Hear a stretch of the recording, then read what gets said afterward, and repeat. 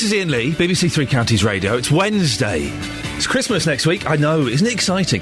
I'm exhausted. I had, for the first time ever, and I said this to a friend of mine last night, and he said, what is it, 1973?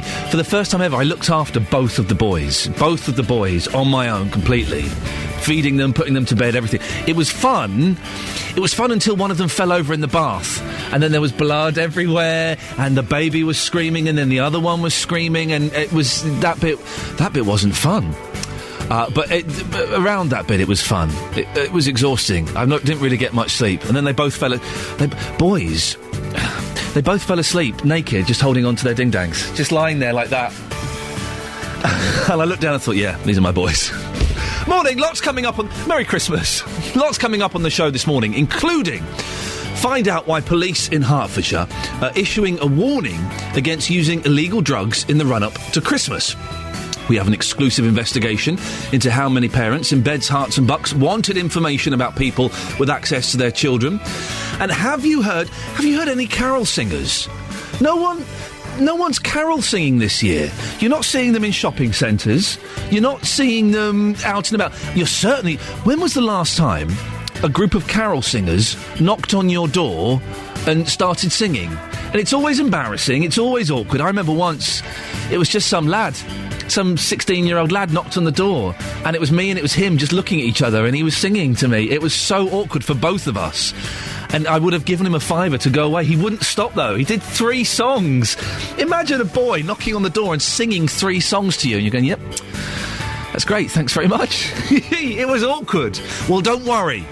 Carol singers are out and about. We've sent Justin Dealey, our carol singing correspondent. He's going to be spreading joy in the 3 counties later on this morning. You better get ready. He may be coming to your town. 08459 455 555. You can text us as well, 81333, start your text 3CR, or go to the Facebook page and have a right old Barney with people. Facebook.com/BBC 3CR. BBC Three Counties Radio. Coming up in around 15 minutes, we'll have more on our top story today. An exclusive BBC Three Counties investigation has revealed how many applications have been made for information under Sarah's law since it came into force. This law allows parents to ask police if someone with regular, unsupervised access to their kids has a record for child sex offences. But before that, in 2010, there were 5 deaths in the UK related to ecstasy-type drugs. In the last month, 2 21-year-olds have died after it's believed they took the drug in the 3 counties. The deaths has prompted the police in Hertfordshire to issue a warning against using illegal drugs in the run-up to Christmas. Our reporter Jessica Cooper can tell us more on this. Good morning, Jessica. Good morning, Ian. What do we know about what happened to these 2 men? Well, these were 2 different incidents, but they're linked because both of the men were 21 and it's thought they both took the drug ecstasy in Hertfordshire. One of the men lived in Aylesbury and died a week ago today, and the other man died in hospital on the 29th of November. We know a bit more about him. He was called Wills Layton, and his family have paid tribute to him in a statement. They said he had lots of friends, he was popular, he loved going out socialising, and he would be the kind of guy who would always help a friend in need. He grew up in and lived in Watford, and he'd studied mechanics at college.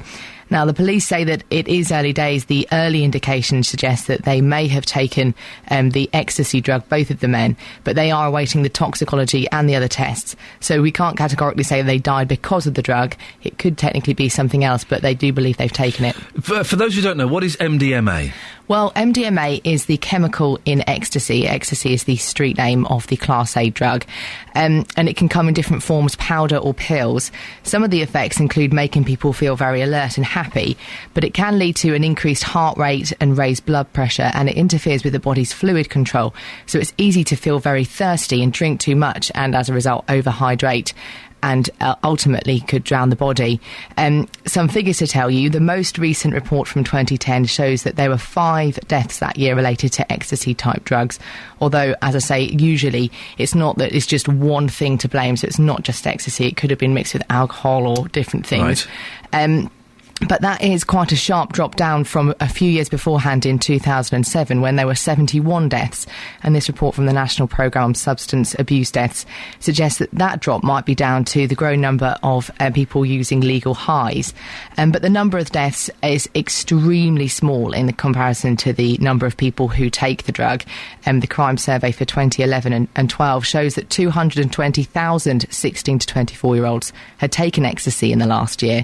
And of course, the problems come when people are taking the drug, they're not sure how pure it is, and also it affects people differently. And you spoke to someone recently who'd taken the drug for the first time? Yes, I came across a 19-year-old man recently who was quite open and wanted to talk to me about the fact that he'd taken it for the first time that night. He was quite worried, or had been quite worried during the night about the effects, and overall, though, he said he didn't regret taking it. So the lad we're about to hear now, is he on it when you're talking to him? Yeah. Right, let's have a listen. I've taken MDMA because it's sort of known as a party drug, and it gets you very happy and, you know, dancing and moving. So that's why I've taken it. I did get a little bit worried, once I started to feel the proper effects of it, because it is a little bit worrying. You know, the fact that my blood pressure started to slow down, but my heart started to beat faster and I wanted to move. It was very, very funny, and funny feelings and different things going on in my body. So do you regret doing that then? Not fully, but there is part of me that regrets doing it, yeah. Mainly a part that I didn't know what was going to happen, and funny things have happened to me. I wouldn't say I fully regret doing it, because I'm quite happy. And that was at the point for him when his night was still continuing. So he said he'd taken it to have a better time, and he wasn't fully regretting taking it. Apart from having a dry mouth, he sounds like he's having a good time there. Yeah, he was, although he had a little while earlier been quite worried about how his body was reacting. But that's because he'd taken it for the first time. As I say, everybody does react to it differently. It depends what type, how pure the drug was. But the police are saying, following these two recent deaths within such a short space of time in Hertfordshire, that they are urging people not to take the drug when they're out and about over Christmas. OK, thank you very much, Jessica. And later on, we'll hear from a drugs expert and a Milton Keynes man who used to take the drug. Morning, Iain Lee, BBC Three Counties Radio. Carol singers, when was the last time? Can you give me a call if, in the last, let's say, the last 5 years, you've had carol singers knocking on your door? They don't do it anymore. They're a dying breed. And let's be honest, the ones that knock on the door, they're a bit rubbish. Really, they are. They're not very good, but they're keen. And I think you have to applaud and support that. If you have had carol singers knocking on your door in the last 5 years, or you indeed are a carol singer that's gone around from door to door, could you give me a call? 08459. We've got a couple of lines free now. 08459 455 555. We get the trick-or-treaters. We get that nonsense. We get the charity, the chuggers. The chuggers come knocking on your door now. So not only can you not walk down the high street, you can't be in your house. They come knocking on the door. But we don't get the good old-fashioned British... I don't know if it is a British tradition, let's assume it is. The good old-fashioned British carol singers. 08459 455 555. Justin Dealey is out and about. He is righting this wrong today. So you might get a knock on your front door really early. Sorry about that. Come on, it's the Monkees.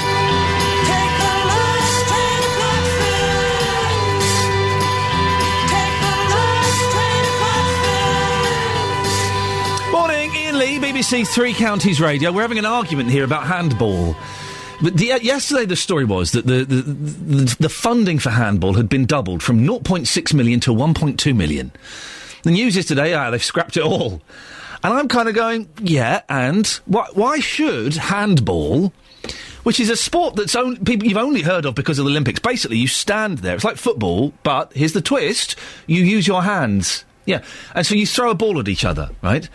Why should that sport, that we're not very good at, and no one's ever heard of, and is probably American, why should that get any money from Sport GB or whatever it is, which I'm guessing that money comes from taxes. I'm guessing, I don't know, I could be wrong. I'm sort of just making things up here to back up my rather weak argument. Why should it? Libraries are being shut, hospitals are being shut. Why should handball get any money? 08459 455 555. If you can phone in and defend handball, and also back me up on this, again, another argument with my producer, Laura. Ping-pong's not a sport, is it? Ping-pong. It's called ping-pong. It's not a sport. It's not a sport. So you have a tiny table, a little ball that you'd give to your cat, and you... It is called ping pong. Being told it's not called ping pong. It is called ping pong. Oh, table tennis. It's not tennis, is it? Tennis is a big yellow bouncy ball. Ping pong is not a sport. Cut the funding for that. Get rid of it completely. And handball. What do you need? What do you need funding for? You got to buy a ball. Okay, what's that? A fiver? We've got nowhere to practice. Go and use a field. Use someone's back garden. Ping pong and handball, not sports. Not proper sports. Not like darts and snooker. 08459 455 555. Now, this is fascinating. Figures obtained by BBC Three Counties Radio show that there have been 266 applications across Beds, Herts and Bucks for information under Sarah's Law since it came into force. This law allows parents to ask police if someone with regular, unsupervised access to their children has a record for child sex offences. As a result of these applications, police have informed 42 families that their children are at risk. Now, you may remember that this process was made possible after campaigning by Sarah Payne, the mother of 8-year-old daughter Sarah Payne, who was murdered by a convicted sex offender in 2000. David Tucker from Hertfordshire is Associate Head of Strategy and Development at the NSPCC. Good morning, David. Good morning. 42 families. It's quite a significant number. This must mean children in the three counties are at less risk as a result of Sarah's Law. Is that right? Yeah, I mean, I think it's very difficult to make that assessment, but it's allowed families who've got caring responsibilities to be informed about people who may pose a risk to their children. Yeah, so I think that's a good thing. What kind of people are the parents inquiring about? It can't be people that work with children, because they would have to be CRB checked anyway, wouldn't they? Yeah, I mean, I think that's the important thing, because some people might think actually these figures are quite low. But if you think of the structures that are in place, if there's a person who is working, say teachers, people in scouts organisations, guides, all of those things, yes, you're right, all of those people would be undertaking routine checks, employment checks, and CRB, enhanced CRB checks, to make sure that they don't have any criminal records for these sorts of things. So and then this group under Sarah's Law are quite a separate lot, people who might have access to your children. For example, if your partner, if you had been in a relationship, your relationship's broken down, and your ex-partner has a new partner, sometimes the ex-partner may make allegations like that, and then the police can look into those circumstances. See, I find that fascinating. I can't imagine getting a new partner and kind of falling in love and wanting to be with them, but also thinking, I wonder, I'm going to go to the police and just make sure that they're not a child sex offender. That seems a strange position to be in, doesn't it? Yeah, but you'll notice I said that it was the ex-partner, and I was thinking the ex-partner. The one who's not there. Yeah, and often, often it's malicious. People, when relationships break down, it isn't always wonderful, and so people in those circumstances, those allegations can be made. And the interesting thing about this is that the disclosure is not always made to the person who makes the application. Oh, really? How does it? Yeah. Where does it go then? Well, it will go to the person who's actually got the caring responsibility for the child. Ah. So if somebody, if somebody's thinking, I'll cause my ex-partner a bit of aggravation here, actually, the police would go and speak to the person concerned who's making the application or seeking to make the application and say, now, why do you want to make it? Actually, you don't have a continuing caring responsibility for that child now, because your relationship's broken down and the child's with the other parent. So actually, either we're not going to even look into this because you've got no grounds to do so, or we will look into it, but we're not going to make the disclosure to you. So I think that's a good thing. I think for people who do have concerns about people who are having access to the children outside of that employment type relationship, it's a good thing, and it gives them an opportunity. And for those people who may observe things happening, there's all this stuff about Savile at the moment, and it's put sort of sex abuse of children right up there in people's minds. We're often informed and encouraged to report things. Go and, if you've got a doubt, go and report it. Well, actually, as members of the public, people aren't used to seeing that and making that judgment, and so sometimes you need a bit of help about making that decision, and it's just a sort of a plug really for our helpline that there are people there who can help you to make that decision about whether what you've seen is suspicious or not. So if you're in that position where you've seen something suspicious, I would ask, you consider phoning the helpline on 0808 800 5000. There are people there who can help you to come to those decisions about how you best protect children who you may not have any connection with, but you've seen something suspicious, but you don't know whether it is really suspicious or whether it's just normal behaviour. There's people out there who can, there are services offered by the NSPCC and others who can give you some help to make that decision. How successful has Sarah's Law been nationally, David? The Home Office released figures on the first full year of operation across all forces. So this came into force in April 2011. So the first full year of operation was April 2011, April 2012. In that time, there were 1,600 initial inquiries. 900 of those went on to become a full investigation by the police. And following that, 160 disclosures around sex offences and 58 around other offences. So the Home Secretary said over 200 children have been protected by this. And when you say, and I don't want to go obviously too much detail at this time in the morning, when you say sex offences, does that specifically mean child sex offences? Because obviously sex offences is quite a wide spectrum, isn't it? It is, and no, it doesn't. It right. means it could be sex offences against adults, and there is, as you said, there's a very wide range of offences which could be covered under that. So, and I think the interesting thing here was that the reason that the law was done in this way in this country, and it was what the NSPCC campaigned for, was that there's a balance that you have to take into account with the sex offenders themselves. That what we didn't want to see was something that could be like a witch hunt. So people being able to say, are there any sex offenders in this street? Give me their address. We didn't want that system because it would have meant that those individuals could have been targeted. Oh, well, we saw what happened a few years ago, didn't we, when a newspaper listed people's names and it all kicked off and was horrible, and a paediatrician got beaten up or something. That's right, yeah. So we didn't want to see that. We wanted to see it much more targeted in the way that Sarah's Law has done that. So if you feel that if you have a caring responsibility for a child, then you will get that disclosure. And we thought we think that's a good thing.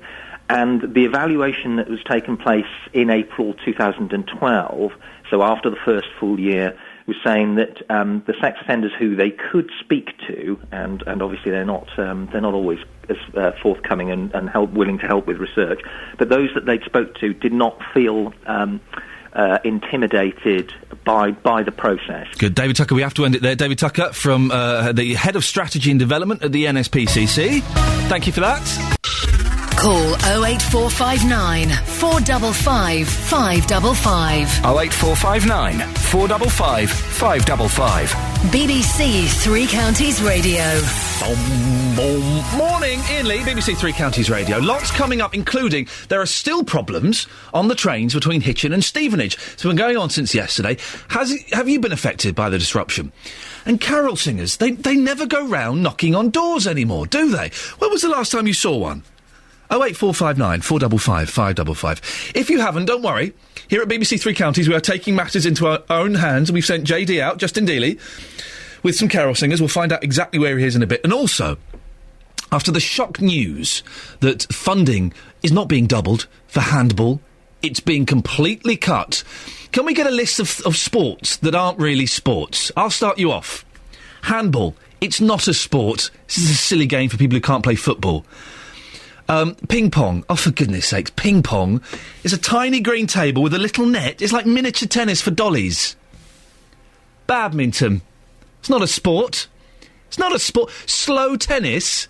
Slow tennis. Oh, look, Laura, my producer, who is a great fan of badminton, is either coming in to give me a right royal rollicking or she's walked off. She's going home, one of the two. Either way.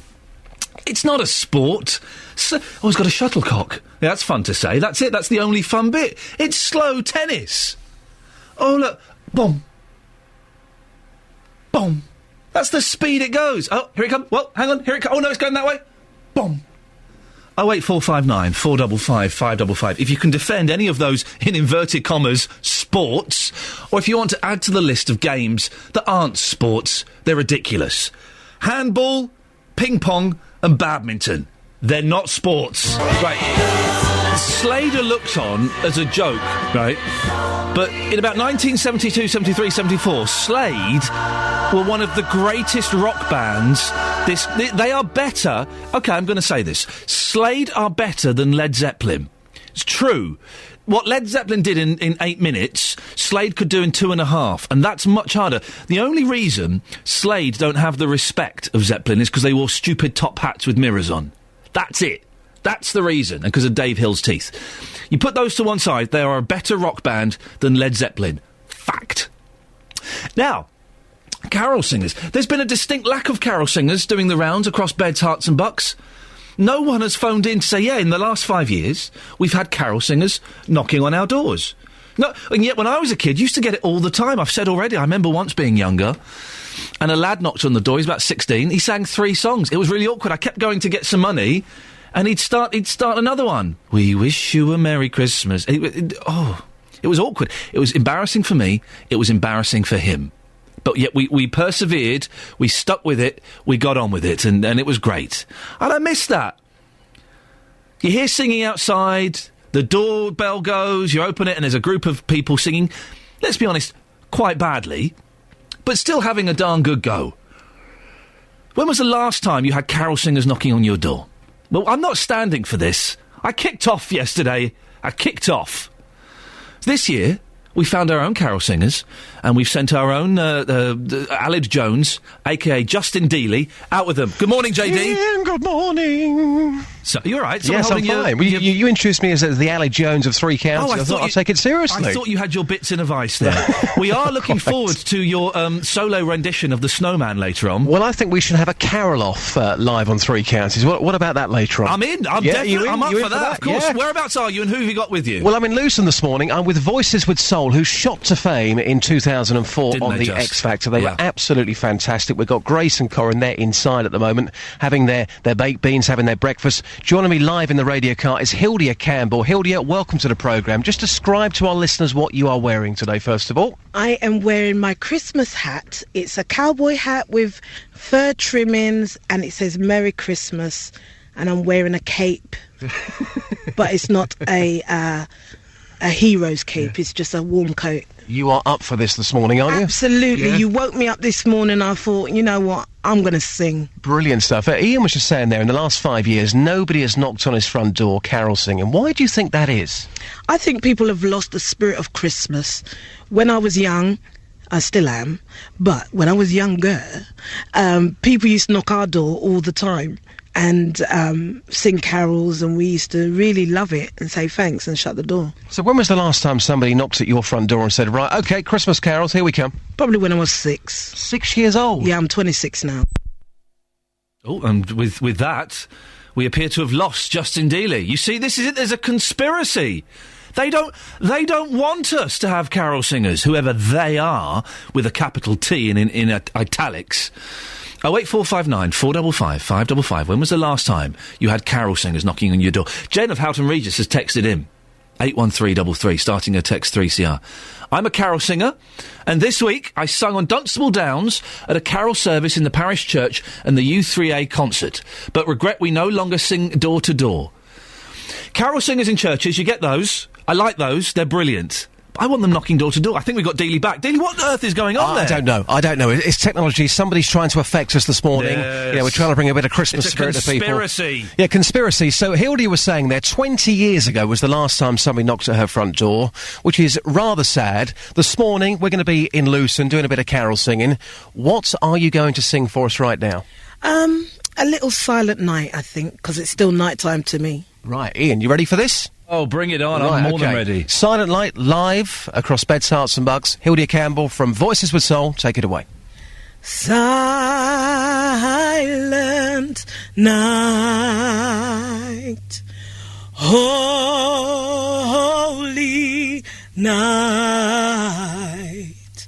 all is calm. Get in there, girl. Go on. All is bright round yon virgin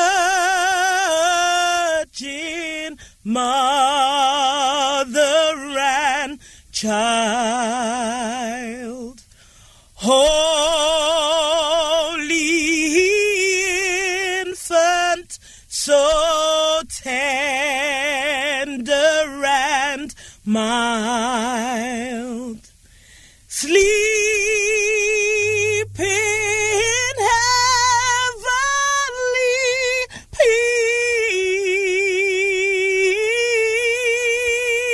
peace, sleep in heavenly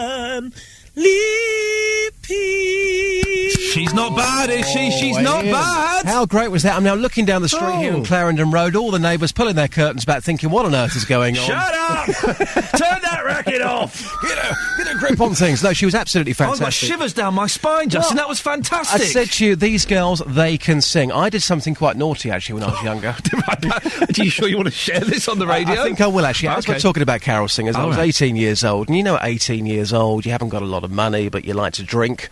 So a few friends of mine, we went knocking on doors, carol singing, to raise money for a crate of lager. We did it after about 3 days, but it did taste good.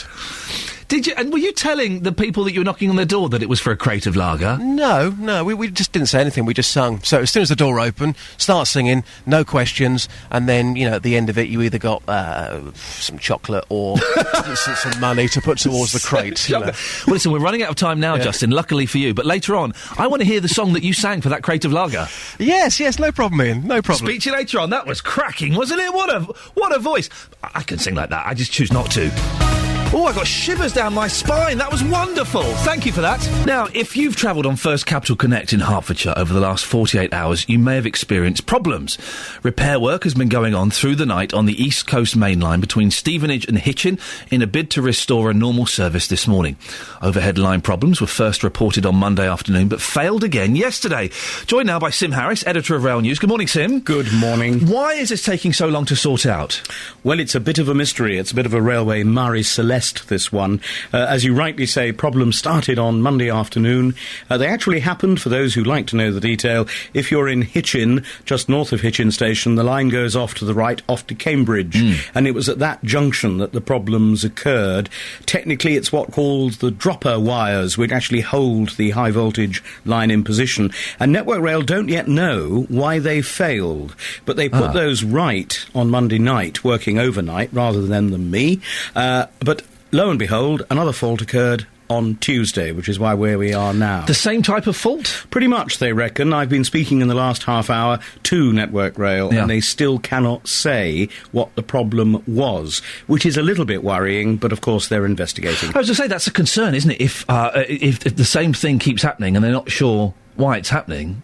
Well, it's happened twice. We now need to cross our fingers and hope that the repairs are okay and that it doesn't happen again. But Network Rail get out there very quickly. But, of course, that's not until there's been a lot of disruption. The good news this morning, apparently everything is running again. The line is open again, or all 4 lines are open through Hitchin, but trains, as you've rightly said, are still running a little late on Great Northern this morning. But at least they're there, which is an improvement.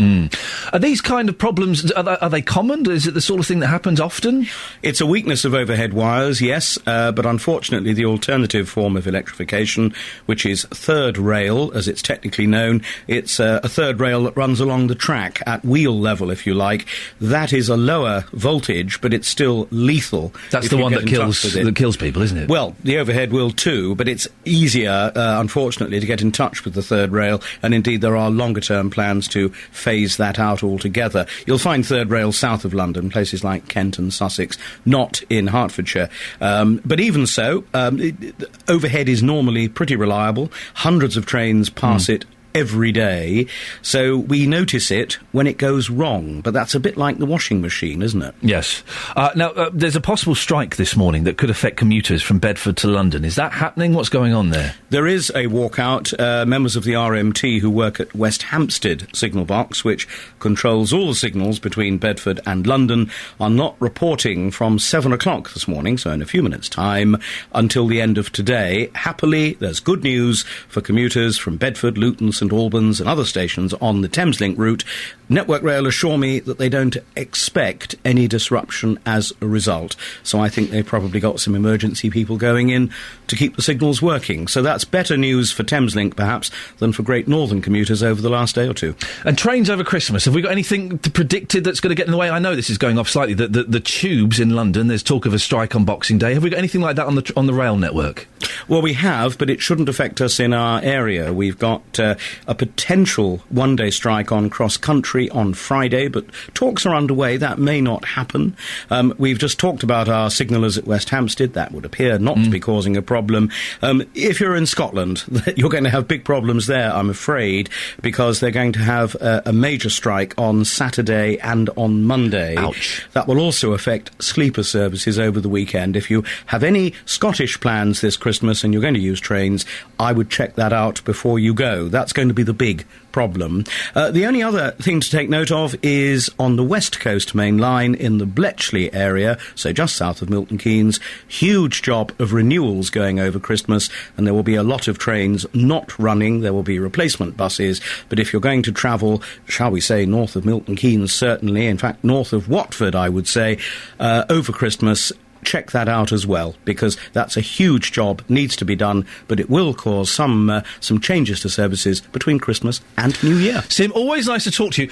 What are you getting for Christmas? Do you get, like, train sets and train books and things like that? Is it all train? No, is it no, because pictures of a train? No, my job is to bore for England about rail franchises and strikes, and I'm afraid I'm going to tell you something that will shock Three Counties listeners. This is exciting. We'll get closer to the radio. I really don't care about steam engines or numbers or anything like that. Oh, you've disappointed me. To all railway enthusiasts, a very happy Christmas to you, but I am not one of your number. Isn't that terrible? You've shocked us. Sim Harris, you're a fraudster, sir. Have a lovely Christmas. Thank you very much for coming in. And to you. Sim Harris, editor of Rail News. We've got a new Christmas song added to the Three Counties playlist. It's from the BBC Introducing Show. It's by I Dream in Colour from Bishop Stortford. The song is called It's Christmas Time. Don't let it go to waste. It's out now, and all proceeds from the song goes to Crisis at Christmas. It's a nice message on Facebook from Keeley. And people say, oh, Ian, you're being so sloppy and sentimental this week. It's Christmas, that's why. Even my heart thaws out over the seasonal period. Keeley on the Facebook page says, we've had carol singers the last couple of years in our village, organised by the local church. Listen to this, right? Last year was magical as we stood on our doorstep listening with our 7-week-old twins wrapped up in warm blankets. Oh, come on. It's Christmas time, don't throw it all away.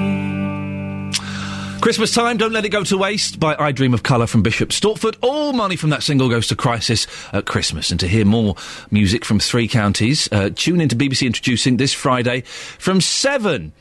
08459 455 555. Also, go to the Facebook page because I have posted what people are saying is a shocking comment. It's not at all. Handball, ping pong and badminton, a.k.a. slow tennis, they're not sports. Go to facebook.com/BBC3CR, have a look. You'll agree with me, of course you will. No one will disagree. Eric says, are you saying badminton is not a sport because you're not very good? Of course I'm good at badminton, isn't it? Nothing happens. Great game. He says, yeah, Eric, it's a great game. Oh, I'll give you that. It's a great game. Monopoly is a great game. Cluedo, it's a great game. None of them are sports. Oh dear, we don't want that. We want this. We can't let this lie where it's standing. The man actually said that. And shock horror, they've cut the funding for wrestling. Now, wrestling is a sport. That's a proper sport. Two men in leotards grappling for the advantage to push one on the floor and sit on their shoulders for the count of 3. That's a sport. Now I'm proper angry. What sports aren't sports? So far, we've got, according to me, to be honest, it's a little bit one-sided. Ping pong, handball and slow tennis. You don't know what slow tennis is? You may know it by its other name. Badminton. 08459 455 555. We've had a couple of tweets about this. Catherine Boyle, who used to work here, I don't know what happened to her. Curling, it's just mopping up really, isn't it? And Manners PR says, that gymnastics thing with a ribbon, that's not sport. Other things coming up in the show this morning. Oh, and dressage is not a sport. It's just posh people on horses going sideways. Other things coming up on the show this morning, some slightly more serious. An exclusive investigation by this programme has revealed how many parents wanted information about people they suspect have a history of sex offences. Luton Borough Council is going to share its chief executive with 2 other councils. It's in an attempt to try and save money. The chief exec will be joining me live to explain why and whether Luton is still going to be his main priority. And do you know anyone who goes carol singing anymore? Carol singers have become extinct. Well, we've sent our carol correspondent, Justin Dealey, out with X Factor stars Voices of Soul to bring some cheer to the Three Counties Radio. Want to get in touch? Want to have an argument? Well, a great way to go and have an argument is to go to the Facebook page, facebook.com/BBC3CR. You can text 81333, starting your text 3CR, or, and we've got a couple of lines free, now's an excellent time to give us a call, 08459 455 555. BBC Three Counties Radio. 08459 455 555 is the telephone number if you want to give us a call. Should we have a quick look at the papers? When you say that we're moving on a bit, do you mean that gentleman on my screen is gone? Is Alan gone, or is he's gone? OK, well, let's have a look at the front pages. We had someone lined up who is no longer there anymore, so we shall shuffle the show around a little bit as we do. Front pages. The Guardian. Oh, now there's this brilliant picture that's doing the rounds of the Queen visiting Parliament. And I don't get this picture because they're all having a laugh. Has she just dropped one or something? Because they're all laughing and she's looking very, very serious. It's on the front page of The Guardian. Ministers ignoring fight against race discrimination. Mother of murdered teenager, Stephen Lawrence, says coalition has turned back on equality agenda. Let's have a look at some of the other front pages. The Times. Plebgate police in dock for misleading number 10.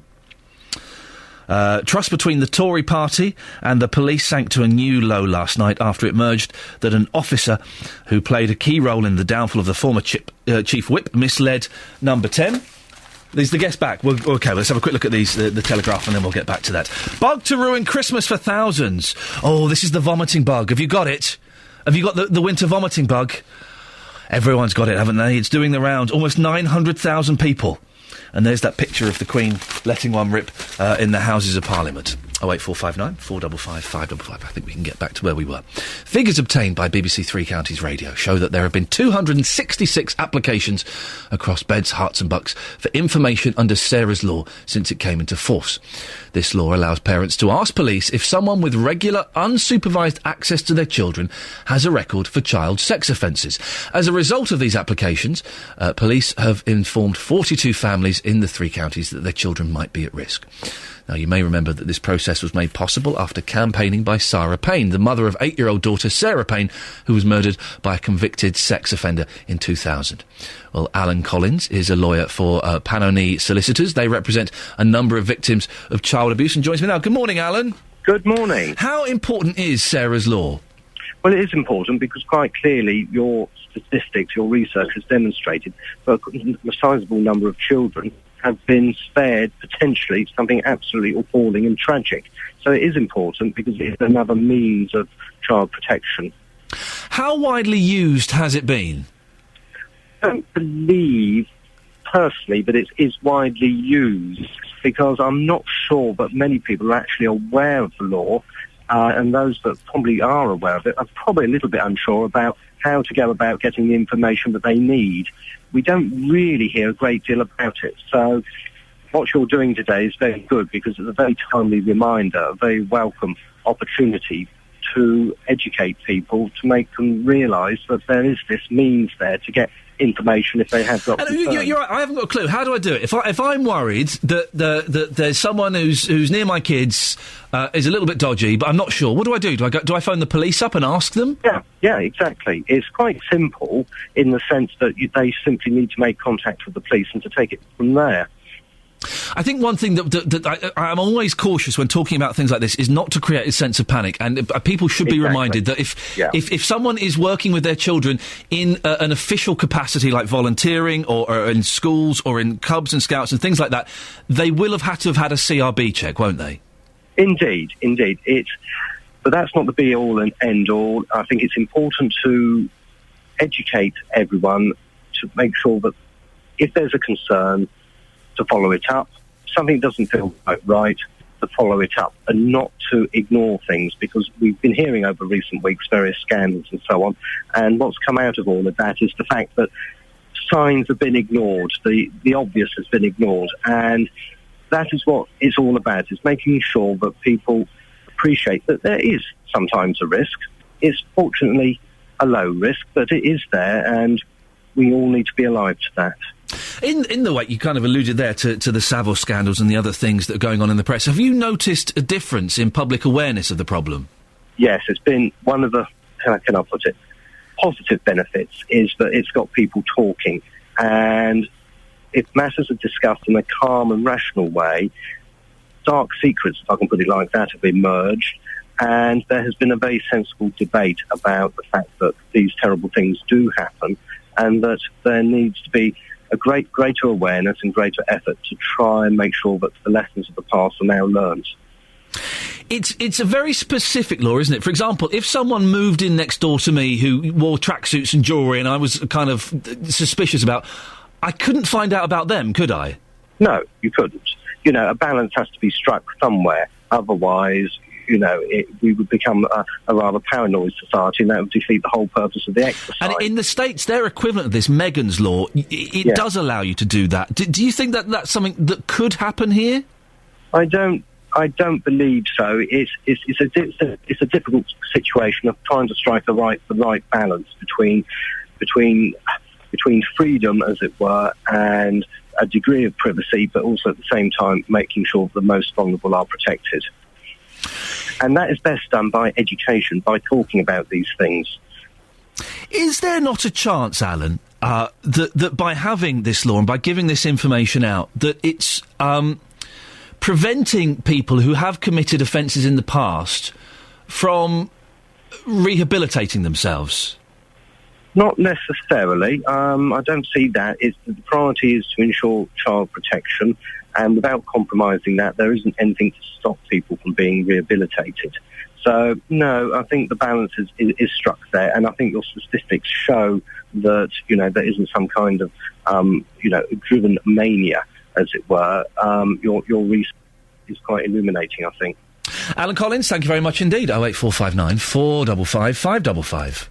Across beds, hearts and bucks, this is Iain Lee on BBC Three Counties Radio. I think the thing on the back of that is, don't panic. I'm always aware of when you hear these stories on the news and on the radio and on the TV, there's always a real sense of there's paedophiles on every corner. There's not. It happens. It's horrible that it happens, and it's one of the worst things you can do. But generally, you know, don't panic. Should we carry on with the rest of the newspapers? Let's have a look at what nonsense they've got going. The Daily Mail says, it's our pick of the best cut price gifts in the pre-Christmas sales. Christmas is done. It's all sorted. Going to wrap two more things, including a present for the work experience boy. Oh, yes! Don't get too excited.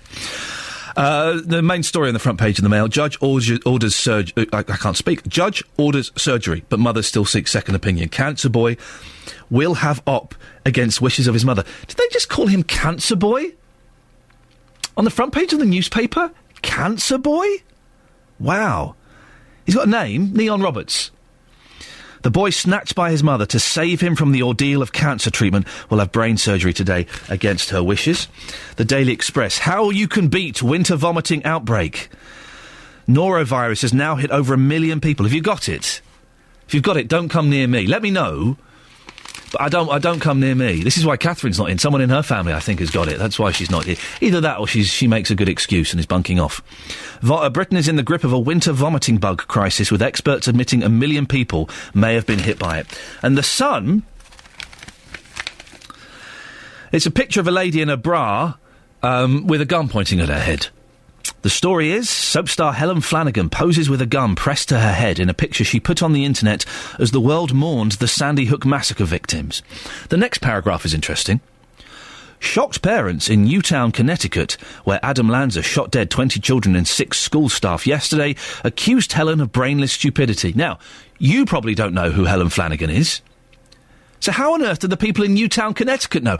Oh, someone from The Sun showed them the picture. Right, yeah, because that's not insensitive and stupid, is it? Well done, The Sun.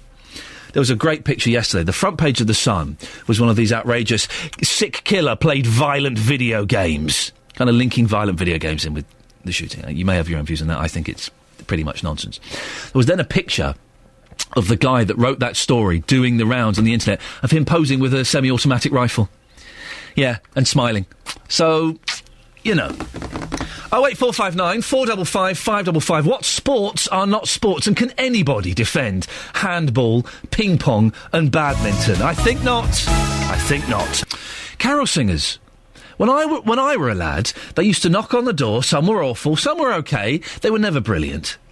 And they don't do that anymore. Yeah, you can go to a church service, and there is something... I'm not religious at all, but there is something very magical, and that almost makes me... It almost twists me into believing when you stand in a church and you hear a proper carol service. Wonderful, magical. But you don't get carol singers going door to door. Why? If you've had any in the last, let's say, 5 years... carol singers knocking on your door, could you give me a call? 08459 455 555. Well, disappointed, frustrated and nay angry about this, I had a bit of a cry on Justin Dealey's shoulder, and Justin said, don't worry, I will sort this out for you. Justin, where are you and what are you doing? Iain, good morning to you. I'm outside Luton train station. I am with Voices with Soul, who shot to fame on the X Factor back in 2004. Ladies, good morning. Good morning! Iain, they are loud. Blimey, aren't they just? How are they so perky at this time in the morning? They're wonderful. They're all dressed up for the occasion, so... So commuters coming here, of course, last few days before Christmas for them. A lot of them are broken up already, of course. Some people had this week off. So this morning, we are bringing a bit of cheer to the people in Luton. Voices with Soul are about to perform yet another Christmas carol for us. So, ladies, which carol now? Oh, come let us adore him. Lovely, excellent, right. There's a debate going on here. Faithful. Yeah, that's the one. Get the name right, girls, for goodness sake. They can sing. Right, ladies, 3, 2, 1, away you go. Oh, come, all ye faithful, joyful and triumphant. Oh, come ye to Bethlehem. Come and behold him, born the King of angels. Oh, come, let us adore him. Oh, come, let us adore him. Oh, come, let us adore him. Christ the Lord. Oh, yes, give yourselves a big round of applause. Fantastic. That was great. There you go, Voices of Soul, live outside Luton train station. And Iain, we are going to be here this morning. A couple of people have called in already saying, can you come to our location? We may be going there, we may stay here, but I can guarantee you a few more Christmas carols live on your show between now and 9. I heard what amazing voices they were, Justin. I heard a lot of ladies' voices. How many women have you got there? 3. 3? Really? Yes, we have 3. We have Hildia, Grace and Corinne. It sounded like they were about 15. Wow, they're That's ballsy. the power they have, the power. But I heard the 3 ladies' voices. I didn't hear any gentlemen's voices. No. You're there. I didn't hear you joining in, Justin. But maybe later on. But the thing is, do you want quality or do you want quantity? I want you sing. I want a solo from you. A solo a bit later on. What would you like? I want the snowman walking in the air. We're walking. You don't want much, do you? Can we get that from you later on, Justin? Yes. Or will we mysteriously lose the signal again? No, I shall do it later. I'll do Walking in the Air. Peter Orty or Ali Jones, whichever version you want, I'll do it for you. Good lad, Justin. Cracking stuff. Thank you very much. Go down to Luton Station and have a listen to that because it just sounds wonderful. There's only 3 of them. I thought there were about 15. It was such a big noise. Wow. Moving on to slightly more serious matters. The family of a 21-year-old man who died from Hertfordshire after it's believed he took ecstasy have paid tribute to him. They said Wills Leighton from Watford was popular and had lots of friends. Police in the county are warning people against taking illegal drugs after 2 deaths within 3 weeks. More than 200,000 young people in England and Wales took the drug last year. Our reporter, Jessica Cooper, spoke to this 19-year-old on the first night he'd used the drug. You're going to listen to him. He's high. He'd been to see the St John's ambulance staff after becoming worried about its effects. So that's my first time in drugs. Well, hardcore drugs anyway. He's been very helpful. I wouldn't say he saved my life, but he certainly calmed me down. He was very helpful. He gave me a bottle of water. Honestly, when I was a little bit high, I was a little bit worried. I was a little bit worried what was about happening to me. The things that were happening to me. He took my blood pressure, he told me I was okay, he told me to drink some water, he calmed me down. Do you mind telling me which drug you took and why you took it? I've taken MDMA because it's sort of known as a party drug and it gets you very happy and, you know, dancing and moving. So that's why I've taken it. I did get a little bit worried, once I started to feel the proper effects of it, because it is a little bit worrying. You know, the fact that my blood pressure started to slow down, but my heart started to beat faster and I wanted to move. It was very, very funny, and funny feelings and different things going on in my body. So do you regret doing that then? Not fully, but there is part of me that regrets doing it, yeah. Mainly the part that I didn't know what was going to happen, and funny things have happened to me. I wouldn't say I fully regret doing it, because I'm quite happy. Yeah. I'm quite in a party mood. That's Jessica Cooper speaking to a 19-year-old on his first time taking MDMA. We're joined now by Mark from Milton Keynes, who used to take ecstasy. It's not your real name, is it, Mark? No, but thank you for joining us. And also Professor Andy Parrott is an expert in MDMA and is against people using it. Morning, Professor. Good morning, yes. Professor, why are you against people doing it? We heard that young lad there, and apart from having a slightly dry mouth, it sounded like he was having a great time. Well, MDMA is a very powerful drug, and it does actually damage the brain. So it tends to heat up the brain, which isn't very good for it. And when it stimulates the neurotransmitters in the brain, it tends to do so at quite a fast rate. And the neurons have difficulty keeping up with that, and they tend to be damaged. Take the drug a lot, end up with forms of brain damage. Well, they can end up with forms of brain damage. It's not a definite, is it? Oh, it is now a definite, yes. There's a study in Canada which studied 50 MDMA users, and they had clear signs of brain damage. They compared them with 50 controls, and it's a very thorough study. And there's now about 20 studies showing brain damage, and about 2 or 3 which don't. So the overwhelming number of studies have found problems. Mark, you're brain damaged? No. You used to take ecstasy and MDMA. Why did you take it? It was a party drug at the scene, basically. When I took it, it used to be the thing to take at the time. And why did you stop taking it? Because of the uncertainty of the ingredients, do you know what I mean? You've got to think about these people that actually produce the drug. They're not qualified, it's not regulated. And you hear about these people, unfortunately, they pass away with it. So, do you know what I mean? It's basically Russian roulette with your life. Mark, tell us what it would do to you when you took it. It's a combination of a few things. You know, we're talking about increased heart rate. You've got more energy, sounds, light, and more intense. And that's it, basically. But if it varies, you know, in the scene, like everybody who's done a bit, there are different, you know, you get different types. There are, maybe this month it would be strawberry, next month it'd be doves and all that.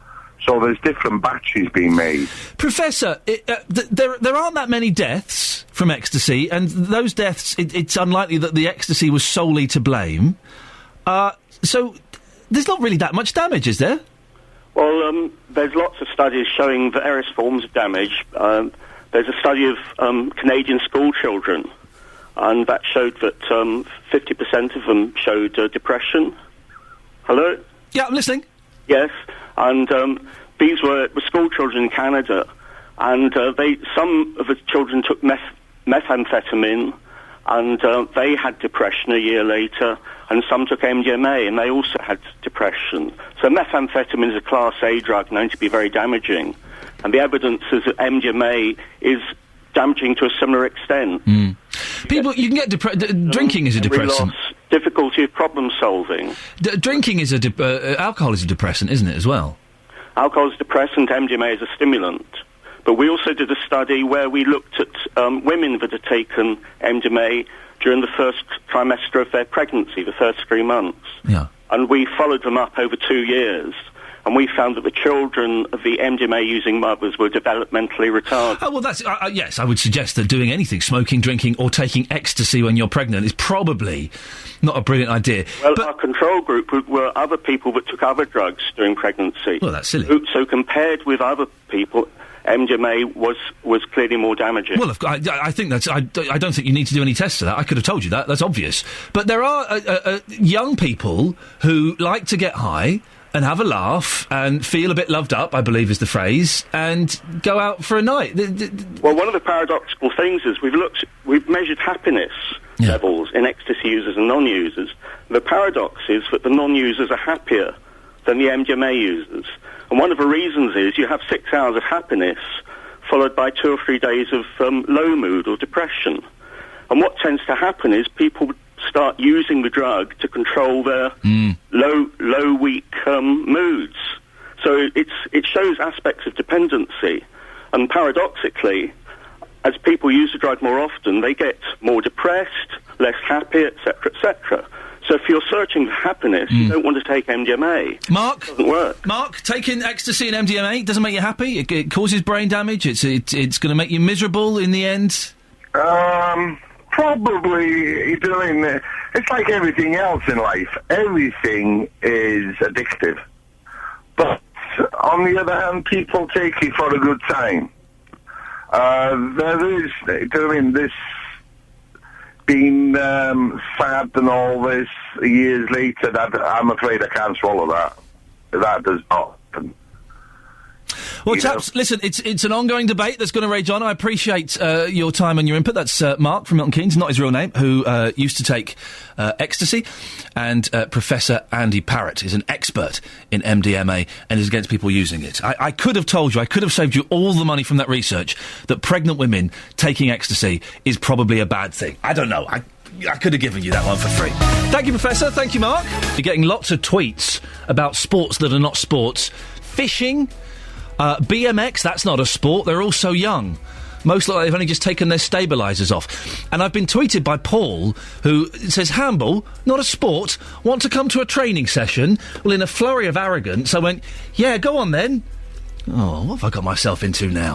Text 81333. Start your message with 3CR. Text charged at the standard network rate. This is BBC Three Counties Radio. Morning, this is Iain Lee, BBC Three Counties Radio. Lots coming up in the next half an hour, including Luton Borough Council is sharing its chief executive with 2 other councils. Find out why in the next few minutes. And do you remember yesterday we told you that residents in Harpenden were angry about plans to develop a new training ground for the football club? Well, we've got some very interesting news from one of the mums whose son goes to the club. She's not happy either. We'll find out why in a bit. If you want to get in touch, facebook.com/BBC3CR. 81333, start your text 3CR, or give us a call, 08459 455 555. Now, we know that councils across Beds, Herts and Bucks are having a difficult time with their finances and are in the middle of a series of cuts. It started 2 years ago when central government funding was reduced, and later today councils will find out the government's future plans for them. One of the criticisms levelled at councils has been how much they pay their chief executives at a time of austerity. Well, now Luton Borough Council has come up with a scheme to cut back. They're going to share their chief executive with 2 other councils. Luton Chief Exec, Trevor Holden, joins me in the studio now. Morning, Trevor. Ian, good morning to you. How does this work? What's the plan? Okay, well, first off, it's an interim arrangement. The councils of Breckland and South Holland already have a shared management team and work together. Their chief exec is retiring, and they've got a gap. And what they've done is approached us at Luton to say, look, can we help them with that gap whilst they look at what their future plans are and what they do differently. For us, it's a really, really good opportunity. It's a good opportunity to learn how their shared service environment works. It's a good opportunity to defray some of the costs of the council. And it's the same message as I'm saying from the top to the bottom of the council. We've got to work differently because the current model can't be sustained because of finance. So it's for 3 months initially, but if it goes well, is that going to continue? No, it's 3 months with an option for a further 3 months extension to get them to a place where they've either got a new shared chief exec or they've come to some other arrangement. This is not the beginning of a long-term proposition. So there's no chance that you will be sharing all of these boroughs for more than 6 months? I think a week is a long time in politics, and politics is not my forte. So there is a chance. What I'm saying is this is an interim arrangement. What the real game for us is in terms of Luton, because the interesting fact is it's across different party politics, so the other two are Conservative. We're obviously a Labour authority. Can we work in a shared service environment? If we can we demonstrate that to some of our nearer neighbours? Can we then explore that model more locally? So there's lots of learning for us and assistance for those other authorities. So just to clarify, there is a chance this might go on beyond 6 months? I don't believe that there is a chance that it will go beyond 6 months. The agreement that we've entered into is 3 months with an option for a further 3 depending on where they're up to, and that's kind of what Luton, subject to ratification by council, is signing up to. So what are the other councils you're going to be in charge of? Breckland District Council in Norfolk and South Holland District Council in Lincolnshire, and there's a bit in the middle which is West Norfolk. And how much money is this going to save Luton? Right, the finances are to be agreed between the leaders of the council, and that's subject to the reports going to the respective council and the proposition being ratified. But we'd look to defray probably as much as 50% of my costs. Wow, so that's a significant amount of money. Yeah, and it's also about what we're saying to the rest of the organisation, because we've got bits of the organisation that trade. So we've got building services, we're trading with schools, and our message to everybody across the authority is the money's not going to be there. We've got to do more with less, but actually that's not necessarily about taking jobs out. Yes, we've got to take some jobs, but if we can generate income to deliver the services we need to deliver to the community, then that's a good way to go.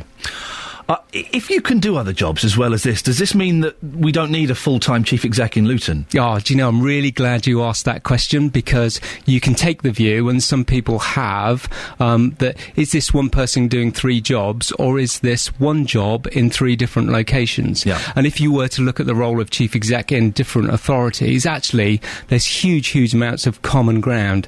You know, if I'm reading a new policy from government, I don't need to read it 3 times, I can read it once. And so it's about a different model of working. It's not 3 separate jobs, it's a similar job. There's local differences, but a very, very similar job in 3 different locations.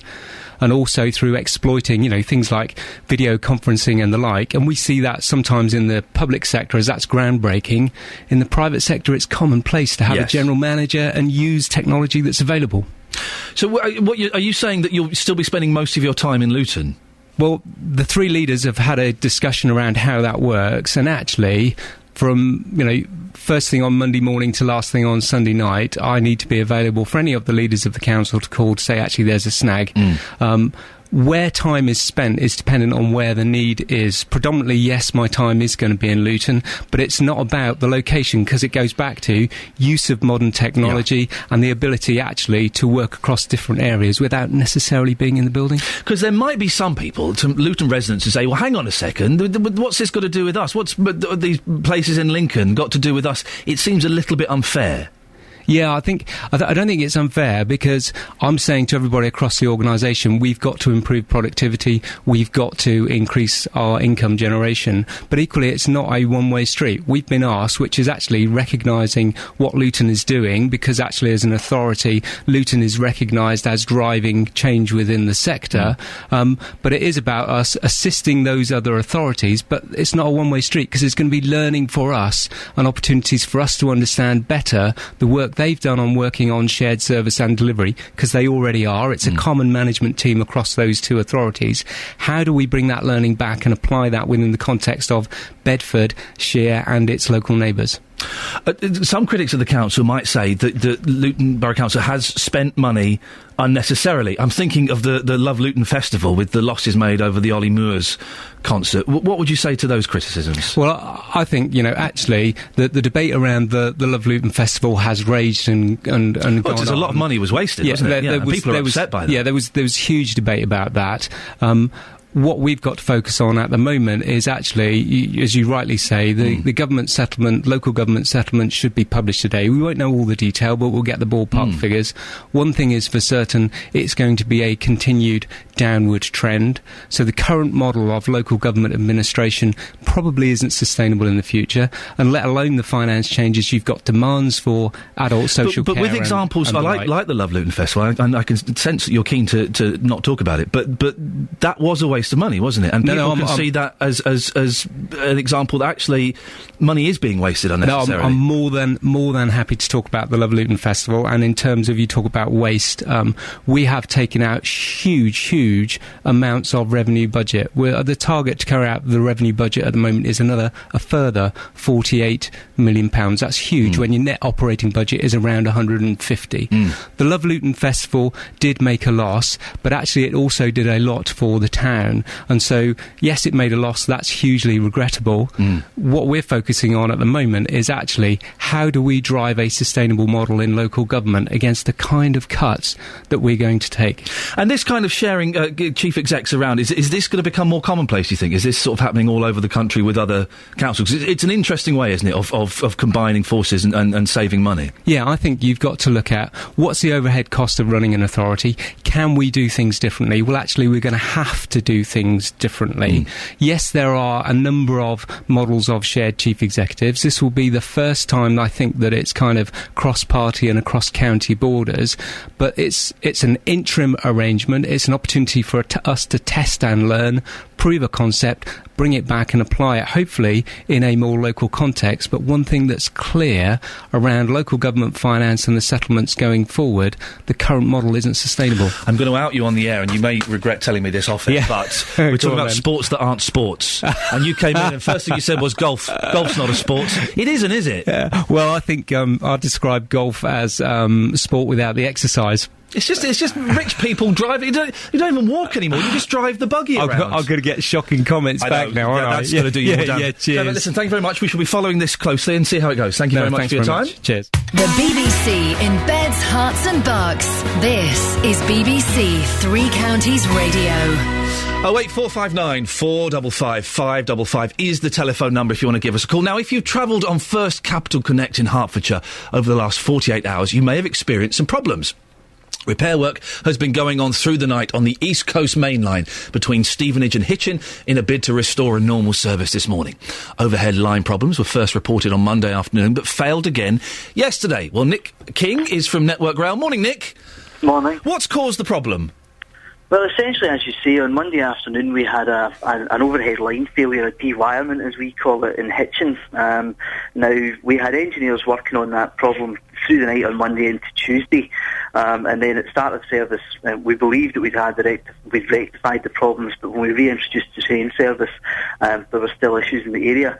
So again, we had engineers on site throughout the day yesterday and working again through the night last night, and we do now have a normal service running through that area, and we do now have a full repair to the overhead line. So the service is running normally, because we did hear that perhaps some of the trains were in the wrong places. Well, that might be a problem initially when you reopen a railway after a period of disruption, that some of your trains will be in the wrong places, but that's quite a short-term issue, and what I'm told is that essentially is no longer an issue. We're now running a normal service. It took a while to sort out, Nick, didn't it? Why was that? Well, it's the nature of the fault, essentially. Overhead line equipment is quite a specialised piece of equipment. It can be quite difficult sometimes to work out, to fault find, if you like, to find out exactly what's causing you your problem. Because once you've repaired the obvious damage, say a power line has come down or a piece of equipment's been damaged, as was the case on Monday, once you've repaired the obvious damage, there can still be sort of secondary faults, that aren't apparent until you re-energise the railway and start trying to run trains again. If passengers were subject to delays, can they claim compensation? Is there anything like that going on? Generally speaking, if passengers are unable to complete a journey, they can claim compensation from the train operator. The train operator is in turn compensated by us because it's our responsibility to provide the railway for them to use. So passengers should be able to claim compensation. I'm not sure how each individual company does it, but there should certainly be information on the company's websites or on National Rail Inquiries. Nick, fantastic. Thank you for that. Nick King from Network Rail. He's got Mr. Maker on. Whoa, everyone, just stop for a second. How on earth has Nick Coffer, who I'm a big fan of, he does a cracking... How has he got Mr. Maker? My boy loves Mr. Maker. Oh, Matt, Nick, say hello to Mr. Maker from me. He knows me. We email from time to time. Yeah, I've got Mr. Maker's email address. Mr.Maker@gmail.com. It's not. I don't know what it is. I do know it. I'm not going to tell you what it is. But he's the loveliest bloke, and he's so clever. He's our generation's Tony Hart. Or, for those slightly younger, our generation's Neil Buchanan. He's better than Buchanan ever was. Mr. Maker is a genius, and my boy loves him. And we're going to go and see him in pantomime. We got tickets. We got tickets to go and see him in the pantomime. Very, very excited about that. Now, yesterday we heard from residents in Harpenden who were angry about plans to develop a new training ground for Harpenden Colts FC at the new farm site. Proposals for Roundwood Lane include 11 pitches, a new road, a car park for 100 vehicles. Locals say it will lead to an increase in traffic on an already busy road. Well, Elaine Norwood has also been in touch with BBC Three Counties Radio. Her children play for Harpenden Colts, and she says the chairman, Bob Trevor, is refusing to give any information or answers on what this will mean in terms of the fees the parents pay every year. Well, Elaine has been speaking to our reporter, Justin Dealey. I've emailed Bob Trevor several times, spoken to him in person as well. Refuses to be drawn on how this is going to be paid for, how the ongoing costs are going to be paid for. I understand that there may be some grants involved in the capital costs. My concern really is for the boys, because what I don't want this to happen is this is an excellent community club at the moment. People volunteer. It's 750 boys enjoy their playing every weekend. And my concern is it's now going to become an elite club for those that can afford the hike in subscriptions, because how else are they going to maintain such a vast facility with 11 pitches? As lovely as it may be, how is it going to be paid for? And I want my boys that are not currently at Colts to be able to enjoy the same things that my two older boys have enjoyed. So you're saying, come on, where's the transparency here? You're talking about these big plans, it sounds fantastic, but you as the parent, you are the life and soul of that club, because if your boys aren't with the club, they have no football club. Absolutely, and I didn't know anything about this. As a member, I didn't know anything about this club and this facility, and I want to know what mandate, Mr. Trevor has to put this proposal for the club members to pay. I've never voted on it. He won't give me any information as to when it was voted for. I haven't got a copy of the Constitution. He won't give me a copy of the Constitution. I don't know what mandate he has to commit the club to such a large expense. Are you appalled by his attitude? I am, quite frankly, because I've asked him several times. I've emailed him, I've spoken to him in person, and there is no transparency. I'm a member, I'm concerned about the boys, and I'm concerned that if we can't afford it, that the club's going to implode. And it's such an amazing club. The volunteers are amazing, the coaches are amazing. No one gets paid for doing what they do with this club, and they're managing 750 boys every weekend, whatever the weather. And he doesn't want to speak to me. And I've had to come and talk to you to, invite him to, please, can you come and speak to us? And if there's any other Colts parents out there, please, let's write to Mr. Trevor and let's ask him for a discussion. He won't discuss it with me. Let's have that open discussion and talk about our concerns. And, if he comes back and he has an answer and he can tell us how it's done, then absolutely, we can go with it. But when he doesn't discuss it, this really worries me. Well, that's Elaine, who's obviously very passionate, speaking to our reporter Justin Dealey. Bob Trevor is the chairman of Harpenden Colts FC. He joins us again now. Morning, Bob. Yeah, good morning, Ian. What have you got to say in response to Elaine? Well, I think, as with any member of Harpenden Colts Football Club, Elaine is always welcome to come along to the AGM and other fully constituted meetings, and these are fully advertised within the club itself. Well, the AGM is once a year. Yes, but we do have other meetings where the managers come to discuss issues relating to the club. The agendas are freely circulated. Okay. Well, the minutes are freely circulated. she's just raised her points there. Can you answer those? Yeah, I mean, the club is transparent and it does share all of its information quite freely with its members. In respect of the future funding arrangements, say on an annual basis, the revenue costs, at this moment in time, the club is working with the Hearts FA and other stakeholders such as the HCC, the County Council, and we're putting together, or rather I should say we are finalising our business case and business plan. Is it going to cost more for the kids that are members?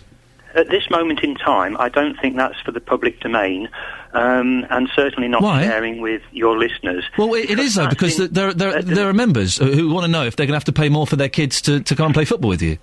I would say that the members of Harpenden Colts will be reassured in that myself and the members, the officers of the football club, would not do anything that would disadvantage both the finances and the members themselves. So the fees are going to stay the same? I can't say whether the fees will stay the same because we have ongoing costs. So they might go up. They will be taken into account, and anything that affects Harpenden Colts in terms of what its outgoings and its commitments are will be taken into full consideration each and every year before the fees are set. So they will go up? Fees will probably go up because of the normal day-to-day activity of the club's activities. Any idea how much they might go up by? At this moment in time, Ian, neither I nor the club can give any projection on whether the fees will go up either through its day-to-day running or by this massive project that you're undertaking, or any other initiatives that the club may well take on board. Why won't you discuss the plans with the residents and with members like Elaine? Well, Harpenden Colts, actually, along with the County Council, at the invitation of the, I believe it's the Harpenden Society, their chairman, Chris Marsden, actually invited all parties and stakeholders to a public meeting. But you've ignored Elaine's phone calls and emails? No, if I can come back to sort of like discussing with the residents and the people who are interested in this. As I say, Mr. Marsden, who is the chairman of Harpenden Society, invited all parties to a public meeting at which the County Council and Harpenden Colts were fully supportive, but Elaine and the other people who have got genuine concerns about this particular initiative and project were not prepared to come along. Elaine is one of your customers, Bob. How can you not speak to her? No, the club and myself have spoken with Elaine. I think it's just a case of misrepresentation at this moment in time. Well, Bob, I did explain to your colleague that, you know, the club itself is not prepared to discuss in the public domain any internal matters relating to the club. That's silly. Well, listen, we asked you to come on and speak to Elaine this morning to answer her questions live, and you said no. That's right, because we have spoken with Elaine and we have spoken with the members. The members are fully aware. Why wouldn't you discuss it in public with? Why wouldn't you discuss it in public with her this morning? No, I don't think that's a matter of concern in the public domain. Well, of course it is. You want to attract. You have people. You have young people. You have young people. Relating to New Farm. Bob, it would look like from the outside that you are hiding things. You have young people who are members of that club. You are trying to. You said yesterday. I'm going to finish this sentence. I'm going to finish this sentence. You have young people who are members of your club who pay fees to be members of your club. You said that you want to grow and attract more members. Then why are you doing so much in secret? No, the club is doing absolutely nothing in secret. Well, you are. You just said you don't want to discuss anything. No, the club will discuss at the right moment in time. When will that be, so we can put it in our diaries and look forward to it? It's at managers' meetings, it's at club AGMs, and any other association Bob, you're speaking, office speaking, you're being secretive. We've got a call from John in Harpenden. Would you like to talk to John? It depends what John is about to... I've got no idea what John's about to say. Let's find out. John from Harpenden, what would you like to say? Yes, hello there, Ian. John Davey here. I'm a resident in Roundwood Lane. I've actually got a foot in both camps here. Actually, I was a manager at Harpenden Colts for 15 years. I set up and helped to run the girls section. I have a lot of time for Harpenden Colts. They do a great job. But I'm also a resident, so I also get affected by the development. My first sort of point is really an observation more than anything. Colts have perfectly adequate facilities in the area at the moment. There is no boy and no girl waiting to play football in Harpenden. We use and have used for many years recreation centres, parks. If I can ask you to get your point very quickly, John, just because we're running out of time. Yeah, so my first point is the need. There's perfectly adequate facilities. The second point is there's a real genuine concern round here about the traffic and the parking. These are tight, rural country lanes. There's already accidents in these lanes. We're talking about another, 300, 350 traffic movements every Saturday, Sunday morning, and in the evening when the lights, when the nights are light. So we have genuine concerns. John, let's put that to Bob. Bob, what do you make of that? Well, I think Mr. Davey has got a reasonable point in terms of making not just Colts but the County Council aware that the residents have concerns over traffic flows. The County Council is undertaking a highway survey and will be putting forward its documents relating to this when the planning application goes in, so that the District Council can give it full consideration.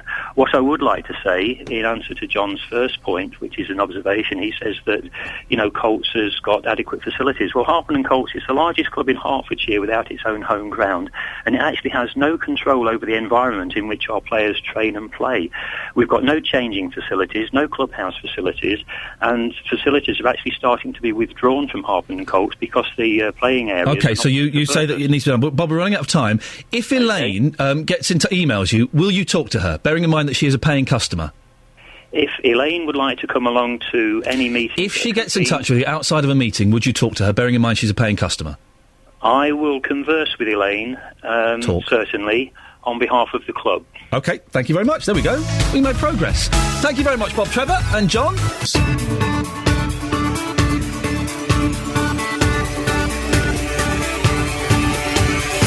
Morning, this is Iain Lee, BBC, Three Counties Radio, 4 minutes past 8, Wednesday the 19th of December. Ooh, it's close now, isn't it? Oh, it's close. I can almost feel it in the air. Christmas, love it. We got carol singers out and about this morning. You don't get carol singers knocking on doors anymore. Why? I don't know. Never mind, our Christmas correspondent, Justin Dealey, is out and about, spreading joy to the three counties, and he's going to give us a burst of his snowman as well, which I'm looking forward to immensely. Other things on the show include... An exclusive investigation by this programme has revealed how many parents want information about people they suspect that have a history of sex offences. We'll hear from a former journalist from The Sun who wrote an article which ignited the campaign, which led to the introduction of Sarah's Law. Should pubs and clubs ban glass bottles? We'll find out why a Milton Keynes woman whose son was glassed in the face has taken her campaign to Downing Street to try and make it happen. And sports that aren't sports. Badminton, table tennis, handball. They're not sports, are they? Come on, grow up. They're just games. 08459 455 555. You can text 81333, starting your text 3CR, or you can give us a call. Well, I've given that. You can go to the Facebook page, facebook.com/BBC 3CR. BBC Three Counties Radio.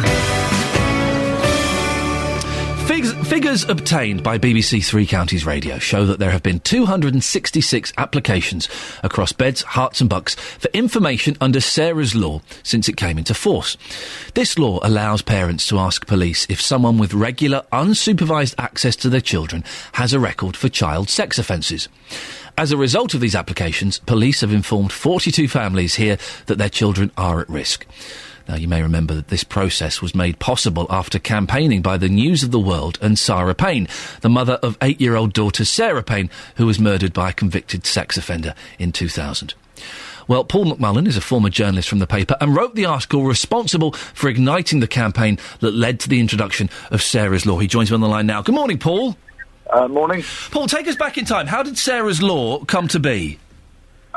We had a female editor at the time called Rebecca Brooks, and she had a bit of a bee in her bonnet that you could get sent down for life for raping and murdering a child, and then 8.5 years later be back out living in the community with your privacy. There was a statute, a law that made it you had your privacy. You were entitled to that. So she thought it was unfair. So we were, journalists like me at the time, I think I was just an ordinary reporter, were forever being sent to prisons in Bedford and the Isle of Wight with a surveillance van and a motorbike, and we would follow these people when they got out of prison and find out where they were living.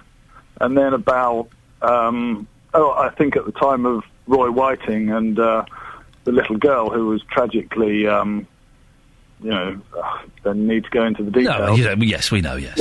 Yeah. She just said, well, let's name and shame the lot of them. And it was a very difficult thing to do. She said, I want 50 paedophiles who have all either raped or murdered children and who have just been let out of jail, and I want to publish all of them. And, basically, I mean, it was virtually impossible task because they were all living in secret. So it was given to me, and I've been severely criticised by the Leveson report for phone hacking and blagging and lying and cheating in, search of the truth. But in this case, I just, we tried for a couple of weeks to do it, and then I ended up blagging the Boy Scout movement, who have a database which has a list of all the convicted paedophiles. No one else had it apart from the police, and they weren't giving it to us. So with a bit of, phone hacking and blagging skill, I swiped 50 names of these paedophiles and their pictures from the Boy Scout movement. And then we published them under the guise of naming and shaming. And then, with the help of Sarah, the mother, we pushed for Sarah's law to be passed, as there was a similar law in America. And it is with considerable joy, I feel vindicated. I mean, I've said for years there's nothing wrong in the public interest hacking someone's phone, going through their bank accounts, because some people are just fundamentally nasty people, and there really is, on some occasions, no one to police the people who are protected by bad laws. And I think it was a very bad law that allowed someone who'd been convicted, given a life sentence, to get out, A, so quickly, and B, then to remain have a private life, which might entail him living next door to a school. I mean, a number of times I was sent with my surveillance van to catch these people who had only just got out of prison hanging around the school gates. I mean, I have a number of pictures like that. And so there really this was a very bad law. And I said at the time, I think, privacy is for pedos. Privacy is the space that bad people need to do bad things in. There are some people, Paul, who might say that your article, which I remember it very well, which named and shamed and had photographs, was actually a little bit dangerous because it could have led, it could have prevented people's rehabilitation, and it could have led to lynch mobs. Were you not worried about that at all? Well, it did. There were riots around the country after that, and again, I was criticised because a paediatrician got beaten up.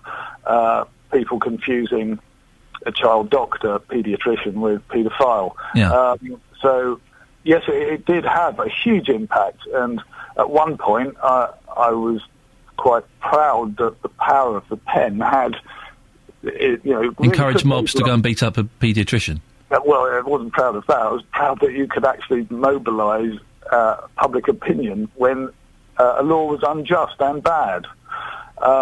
Yes, all right, if you say this is your crime, you have raped and you have murdered your child, and you will get out in 8.5 to 9 years, if that's what society thinks a decent punishment is, then fair enough.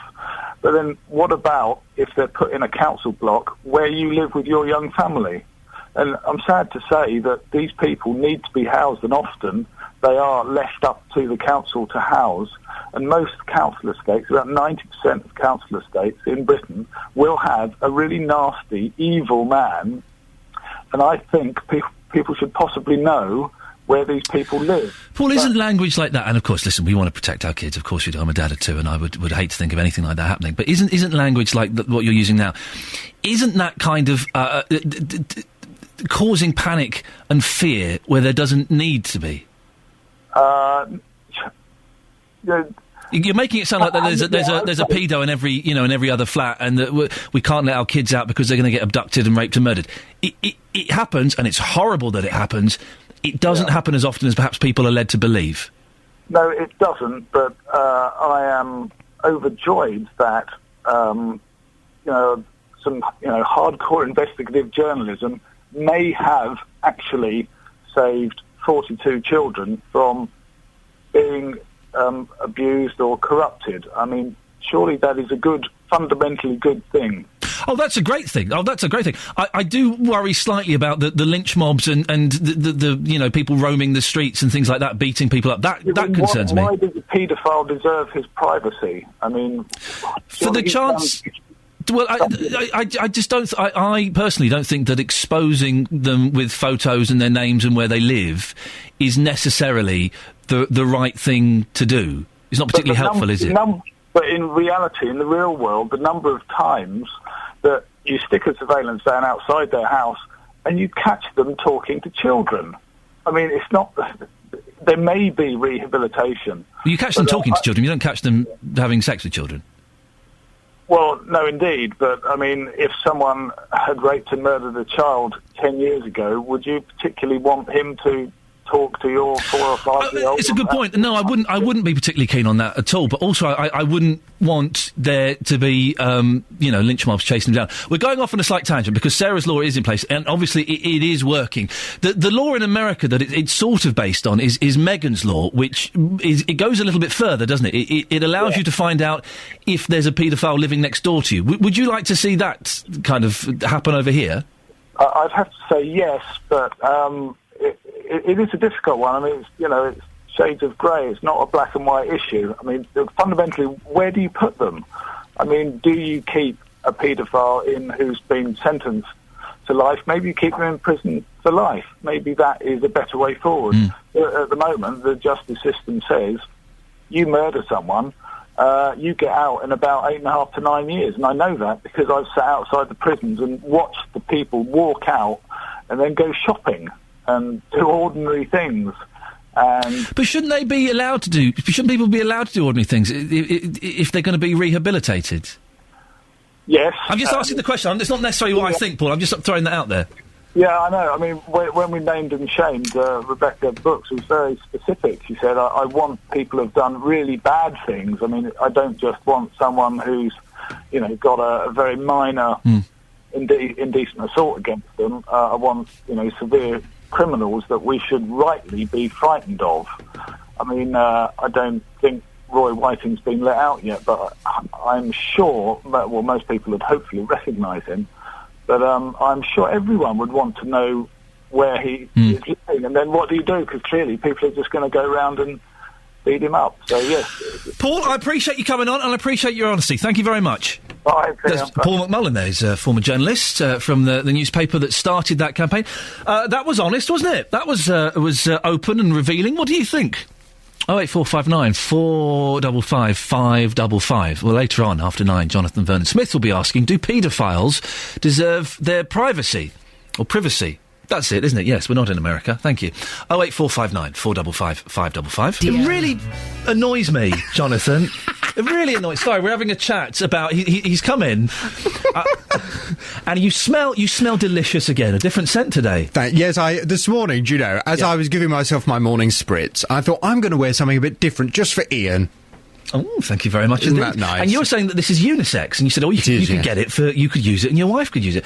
Well, I don't need to, because it's got a big waft of it now, it's lovely. She uses my aftershave anyway. And I get men's aftershave, what with me being a man. Yeah, it's quite manly, the one you use. Marc Jacobs, Prada. Oh. And she gives herself a spritz for that. Doesn't she smell like a bloke? Yeah. Oh. No, she does. Yeah, but she smells like a nice bloke. She smells like a sensitive bloke. Doesn't smell. She smells like a sensitive man. Right? Does she? Right. And it really annoys me because the Prada one is expensive, and I'm not really one for posh aftershaves. But someone sprayed it on me in a shop. You know when they do that spray, it's like, get off. They sprayed it on me. And I was instantly smitten. I was like, oh, I want to smell like this for the rest of my life, and I bought it. But we're sleeping in separate rooms because I do this show, so I sleep in the spare room. She sleeps in the it just lifestyle's different. In the weekends, I'm allowed back into the bedroom. And at the weekend, I thought, I'm going to go and get a little bit of my eye. It's empty! And there was definitely some in there. And I said, have you used it? I said, use it. She went, no. I said, no, I know you're lying because recently she threw away some rechargeable batteries that she thought, she just threw them away. And I said, did you throw them away? No. A month later, she confessed.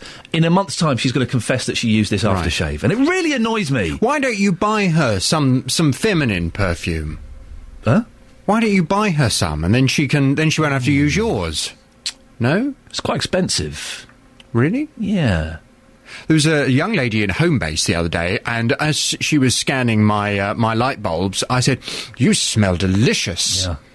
I can't remember what she said it was, but I can go back and ask her if you want. Would you mind going back to Homebase and asking the girl on the counter what she wears? I'll ask her, and then you can get your wife that for Christmas. Fantastic. She smelled very nice. Oh, lovely. Well, I'll look into that. It's good. I should probably get her a present, shouldn't I, this year? Yeah, might be a nice idea. Now, listen, you've got some serious stuff coming up on your show this morning. What are you talking about? Yes, I've been very interested in the discussions you've been having this morning, particularly your last discussion. That was fascinating. Mr. Mulcair, the journalist. Indeed. Yes. He said something that really engaged me. He was saying that paedophiles don't deserve their privacy. Well, from 9 this morning, I want to hear from you. Do paedophiles deserve their privacy? Figures obtained by BBC Three Counties Radio show there have been 266 applications across beds, hearts and bucks for information under Sarah's law since it came into force. This allows parents to ask police if someone with regular, unsupervised access to their children has a record for child sex offences. And as a result of these applications, police have informed 42 families here that their children are at risk.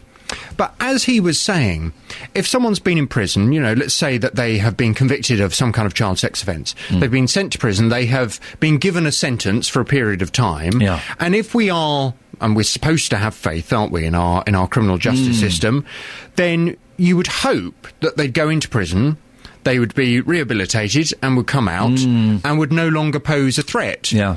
So we don't do the same with burglars, do we? We don't say, oh, yes, well, you have to be told if there's a burglar living next door to you, somebody who burgled 20 years ago. Should it be any different? Do paedophiles deserve their privacy? From 9 this morning, I want to hear your views. 08459 455 555. It was Paul McMullen we just had on. I got the name wrong. And it's interesting, because I don't know. I don't know the answer. I kind of think, hey, listen, everyone should be given a second chance of rehabilitation. There is an argument that if it's a crime of a sexual nature, that perhaps it's so ingrained you can't be rehabilitated. That you can't be rehabilitated from being a heterosexual. It's ingrained within you. Don't they also say, though, that most instances of child molestation, they happen within a family or someone that the family knows? Yeah.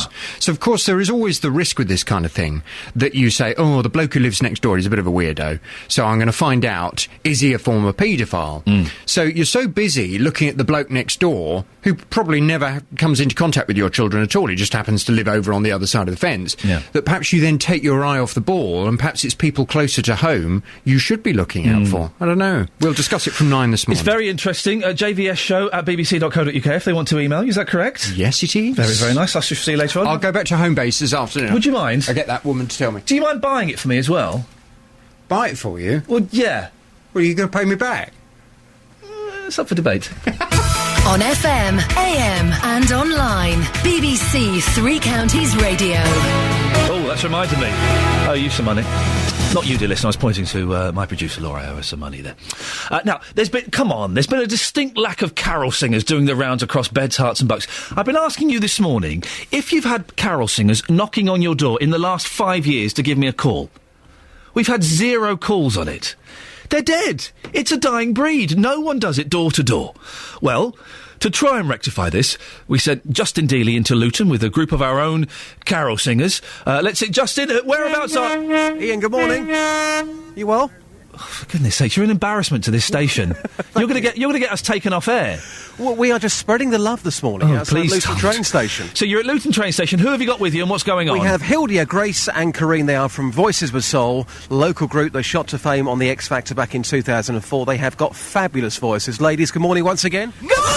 Oh, blimey. Please warn me they're going to do that. I can make... Oh, dear. Well and truly up for it this morning. As you mentioned, not many carol singers around, so we're trying to spread a bit of love here at Luton train station. Ladies, you're about to sing another carol for us. Take it away. Ding dong merrily on high, in heaven the bells are ringing. Ding dong merrily the sky is risen with angels singing. Gloria,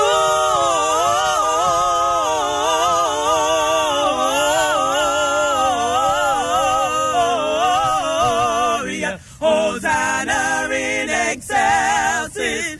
Gloria,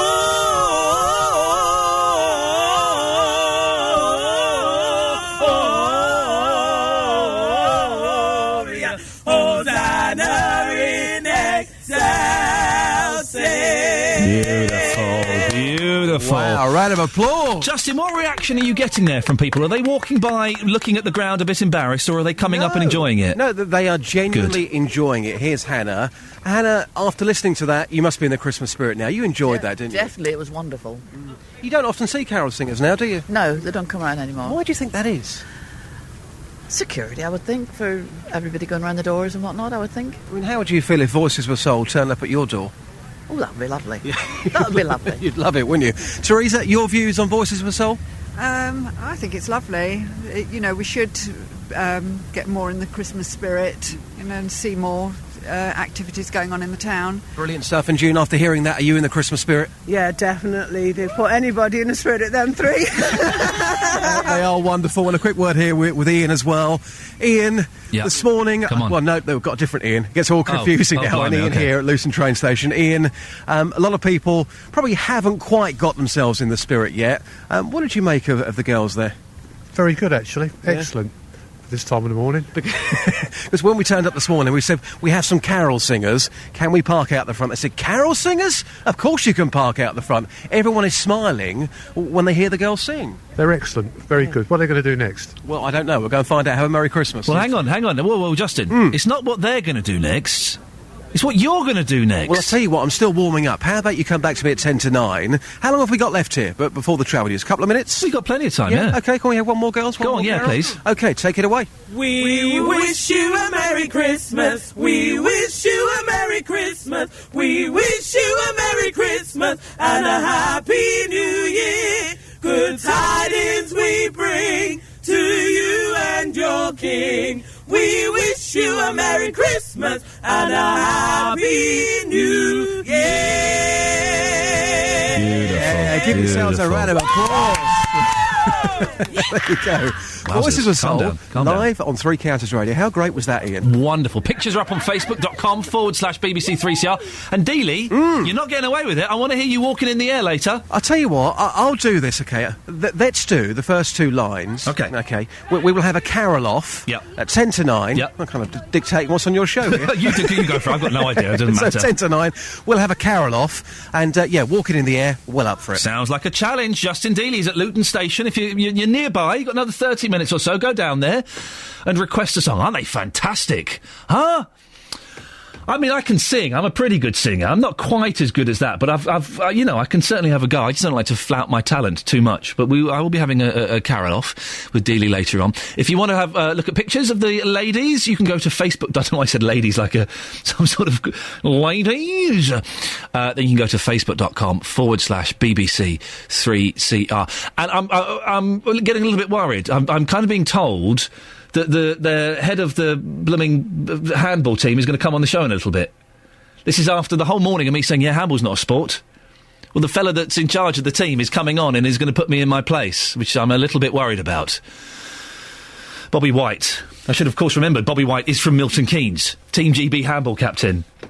He's a bit annoyed. Saw me on Twitter, he's been listening. He's going to come on the show in a little bit and... I'm not nervous, we can sort this out. Don't laugh in there, don't laugh at me. I've said that handball is not a sport, and I will stand up to that, and I will... Oh, what have I done?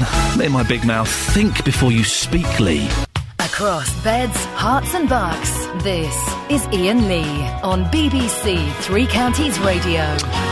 Morning, last 30 minutes of the show before JVS at 9. Coming up in the next half an hour, should pubs and clubs ban glass bottles? We'll find out why a Milton Keynes woman whose son was glassed in the face has taken her campaign to Downing Street to try and make it happen. Oh dear, I've upset someone. Bobby White from Milton Keynes, he's the captain of the men's handball side. He heard me saying that handball wasn't a real sport. He's coming on the show before 9 o'clock. The BBC in beds, hearts and bucks. This is BBC Three Counties Radio. Now, a Milton Keynes woman whose son was glassed in the face has taken her campaign to Downing Street to stop pubs and clubs using glass. Blake Golding from Newport Pagnell lost 4 pints of blood and needed 40 stitches after being attacked on Christmas Eve in 2004 whilst he was working. Well, more than 100,000 people have backed a petition, which means the issue could be debated in Parliament. Blake's mum, Marjorie, joins me on the line now. Morning, Marjorie. Good morning. Tell me the story. What happened to Blake? He was working in Milton Keynes. It was Christmas Eve 2004. He went to the aid of a female colleague who had been attacked with a glass bottle. Luckily, it didn't break on her, but unfortunately, it did on Blake. And he ended up fighting for his life that night. So that's why we launched the POP campaign in 2005. 4 pints of blood? That's 4 pints of blood. That's incredible. How close was it to him dying, I guess?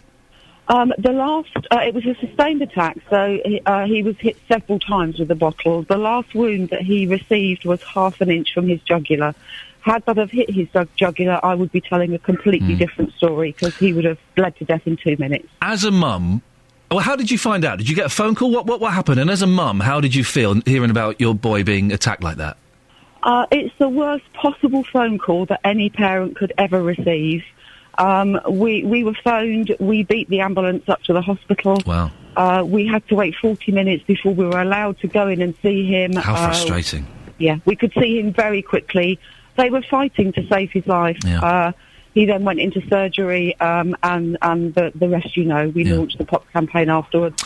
So what exactly are you trying to achieve, Marjorie? What are you trying to get rid of? Is it pint glasses? Is it bottles? What is it? It is glass, full stop. Right.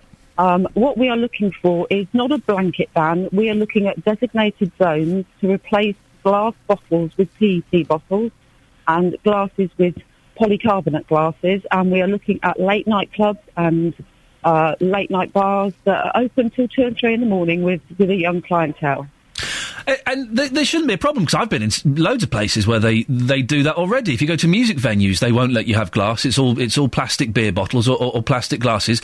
So is there a stumbling block? Are there people who are saying, "Oh no, we can't really be doing this"? There does seem to be a stumbling block, unfortunately. It seems to be a no-brainer to us. The PET bottles at the moment are slightly more expensive than buying in glass. But, you know, as there is a demand for them, the price will come down. It will become cheaper. And as for the polycarbonate glasses, they are cost neutral. They cost a little bit more to buy in the first instance, but they have a greater longevity than glass, so you're not replacing them constantly. Do you think the public will be happy to pay extra for this? I think they will. I mean, if you're talking for an extra, 5, 10p maybe for your night out every time you go to the bar and get yourself a drink, I don't think it would make the slightest bit of difference to the customers. And this has been raised before in Prime Minister's questions. What happened yesterday at Downing Street? We handed in a petition yesterday of 115,000 signatures, which is still rising currently. Afterwards, we had a meeting at the Home Office with Jeremy Bowen, the Minister for Crime. We took with us 3 police officers, 1 from Northampton, 2 from Hull, also our MP, Mark Lancaster, who supported us from day one. I think that they're going to look into it very seriously, hopefully, and I will keep pushing, and I've asked for a debate in Parliament, and I've said I do want a response. Marjorie, listen, thank you very much for coming on. We'll keep in touch with you, if that's OK, and follow this story. Yeah, thank you very much. Have a good Christmas. And you. There we go. It's the Marjorie Golding, the mother of Blake, who was Christmas Eve 2004. Imagine getting that phone call. Yeah, your son, he's been glassed. He might not make it. Wow, I can't even begin to imagine what that was like. 08459 455 555. Now, if you've travelled on First Capital Connect in Hertfordshire over the last 48 hours, you may have experienced problems. Repair work went on through the night on the East Coast Main Line between Stevenage and Hitchin in a bid to restore a normal service this morning. Overhead line problems were first reported on Monday afternoon but failed again yesterday. Larry Heyman, the Integration and Partnership Manager from First Capital Connect, joins me now. Morning, Larry. Hello, good morning. What was the cause of this? Well, unfortunately, the overhead power lines, which are the essential means of getting power to our trains, came down originally on Monday afternoon. Network Rail engineers worked throughout Monday night to repair them, and as Robin Gisby, their director, said yesterday, unfortunately, the job wasn't done as it should have been, and the first train through yesterday morning brought them down again. So it was a horrendous day for our passengers, for which we apologise sincerely.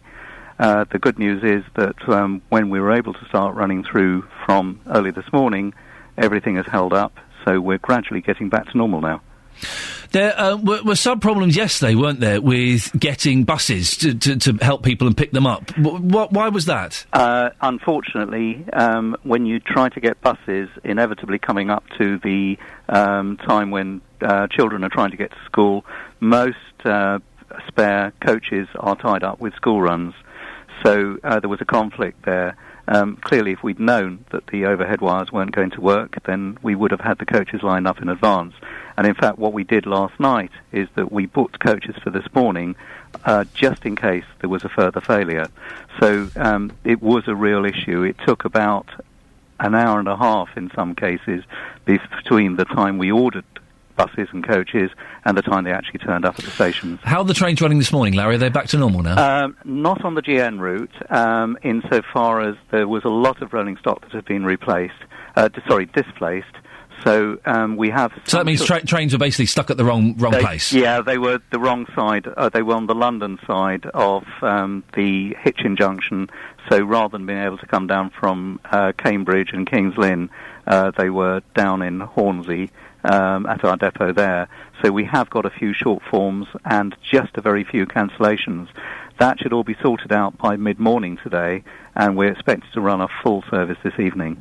Can anyone claim compensation if their journeys were messed up? Absolutely. We would encourage people to claim compensation. Anybody who's had a delay of 30 minutes or more is entitled to compensation, and full details are on our website. Now, I noticed you've been tweeting like crazy. I don't know if it's you necessarily, Larry, that's been doing it personally from your Twitter account, but the company has been tweeting like crazy. How else can people find out information if they're not on Twitter? Best thing, if they can, is to go onto our website. We've worked very, very hard to keep that up to date. Although I have to say yesterday morning it was difficult because the situation was changing by the minute. And other than that, it's the National Rail Inquiries number, 0845 484950. Larry, fingers crossed it all goes back according to plan. That's Larry Heyman, who is the Integration and Partnership Manager from First Capital Connect. On FM, AM and online. BBC Three Counties Radio. Well, I'm so disappointed. We're going to go to Justin Dealey a little bit later on, just before the end of the show, and we're going to get him to sing The Snowman. And I'll give it a burst. I've got a fantastic voice. You're going to spot it. But do you remember a couple of days ago we talked about Melkman? I said Melkman were extinct. Loads of phone calls, loads of tweets, loads of Facebooks. And it turns out Melkman are alive and kicking. Not kicking, that would be inappropriate, and they would probably lose their job if they kicked someone. But I mentioned this morning, no one gets carol singers knocking on their door anymore. And I was kind of hoping it would provoke a similar outrage, and people would call and go, well, no, you're wrong, you see.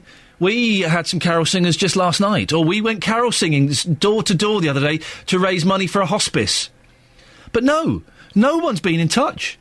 The door-to-door traditional carol singer is no longer with us. It's over. It's finished. I'm so sad by that. It used to freak me out a little bit, people singing on my doorstep. It's a weird thing, isn't it?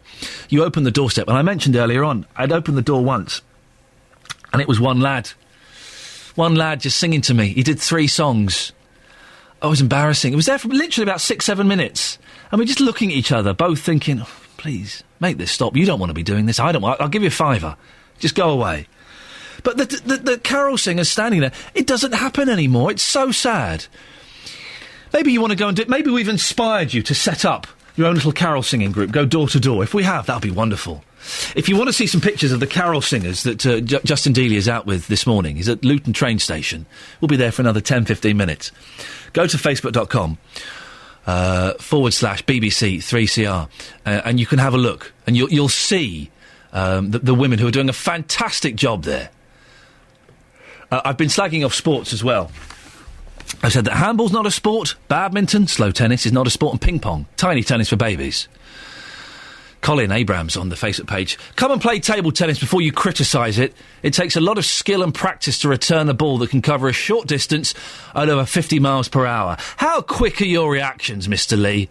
An angry local player. I will invite you to my local club when we reopen after Christmas break. So you're not a proper sportsman, Colin.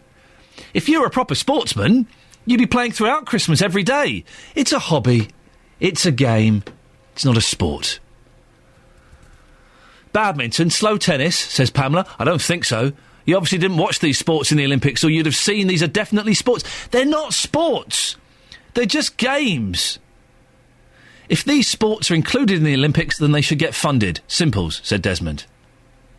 All these sports, should they win any medals in Rio, should snub any UK sport parties on the return. It's like local councils not giving a doodah about local footy teams. Then when they win, they can't wait to host a party for them. Alan says, can you define sport?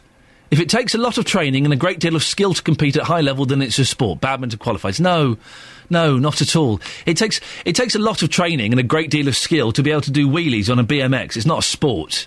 Walking is not a sport. People think that walking is a sport. How is walking a sport? It's walking. Well, hopefully we're going to be speaking to the Team GB handball captain. Oh, we can't get hold of him. Oh, maybe he's realised that he's... well, I'm hoping he's a good sport and he'll take everything I've said in the spirit it was intended. Carol singing. Deb in Wadden says, we're carol singing around Wadden tonight. We often have brass accompaniment. Do you go door to door, Deb? That's the question. Do you go door to door? Someone who's not shy to go door to door. The end of it. Dealey? Hello, Ian. Sorry, were you busy? You having a chat there? Having a chat, yes. Who are you talking to? Anyone? Well, lots of people have been turning up this morning at Luton train station. It's all go down here. Sorry to put you on the spot, but the captain of Team GB's handball team, we can't get hold of him. He was going to come on air and take me to task because I said that handball isn't a real sport. Oh, we can't get hold of him. Are you saying he's scared of you, Ian? I'm saying he might be, Dealey. Yes, might be. JD, what's going on? Yes, we're live at Luton train station. We're here with Voices with Soul. The three girls have been absolutely brilliant all morning. Hildia, Grace and Corinne. People might remember them from the X Factor back in 2004 when they went all the way to the finals there. Very unlucky not to go all the way. Ladies, welcome back. You're live on Breakfast. You've been absolutely brilliant this morning. It's freezing cold. We really appreciate you coming out for us, singing a few Christmas carols for us, because everyone's been saying this morning, nobody sings Christmas carols anymore. How disappointing is that? That is really, really disappointing. Yeah. So, ladies, take it away. Your next and final carol. Okay. Long time ago in Bethlehem, so the Holy Bible says, Mary's boy child, Jesus Christ, was born on Christmas Day.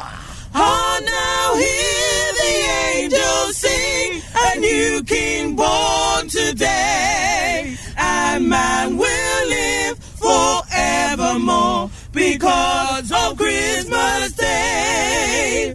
Trumpets sound, the angels sing, listen to what they say. That man will live forevermore because of Christmas Day. And man will live forevermore because of Christmas Day.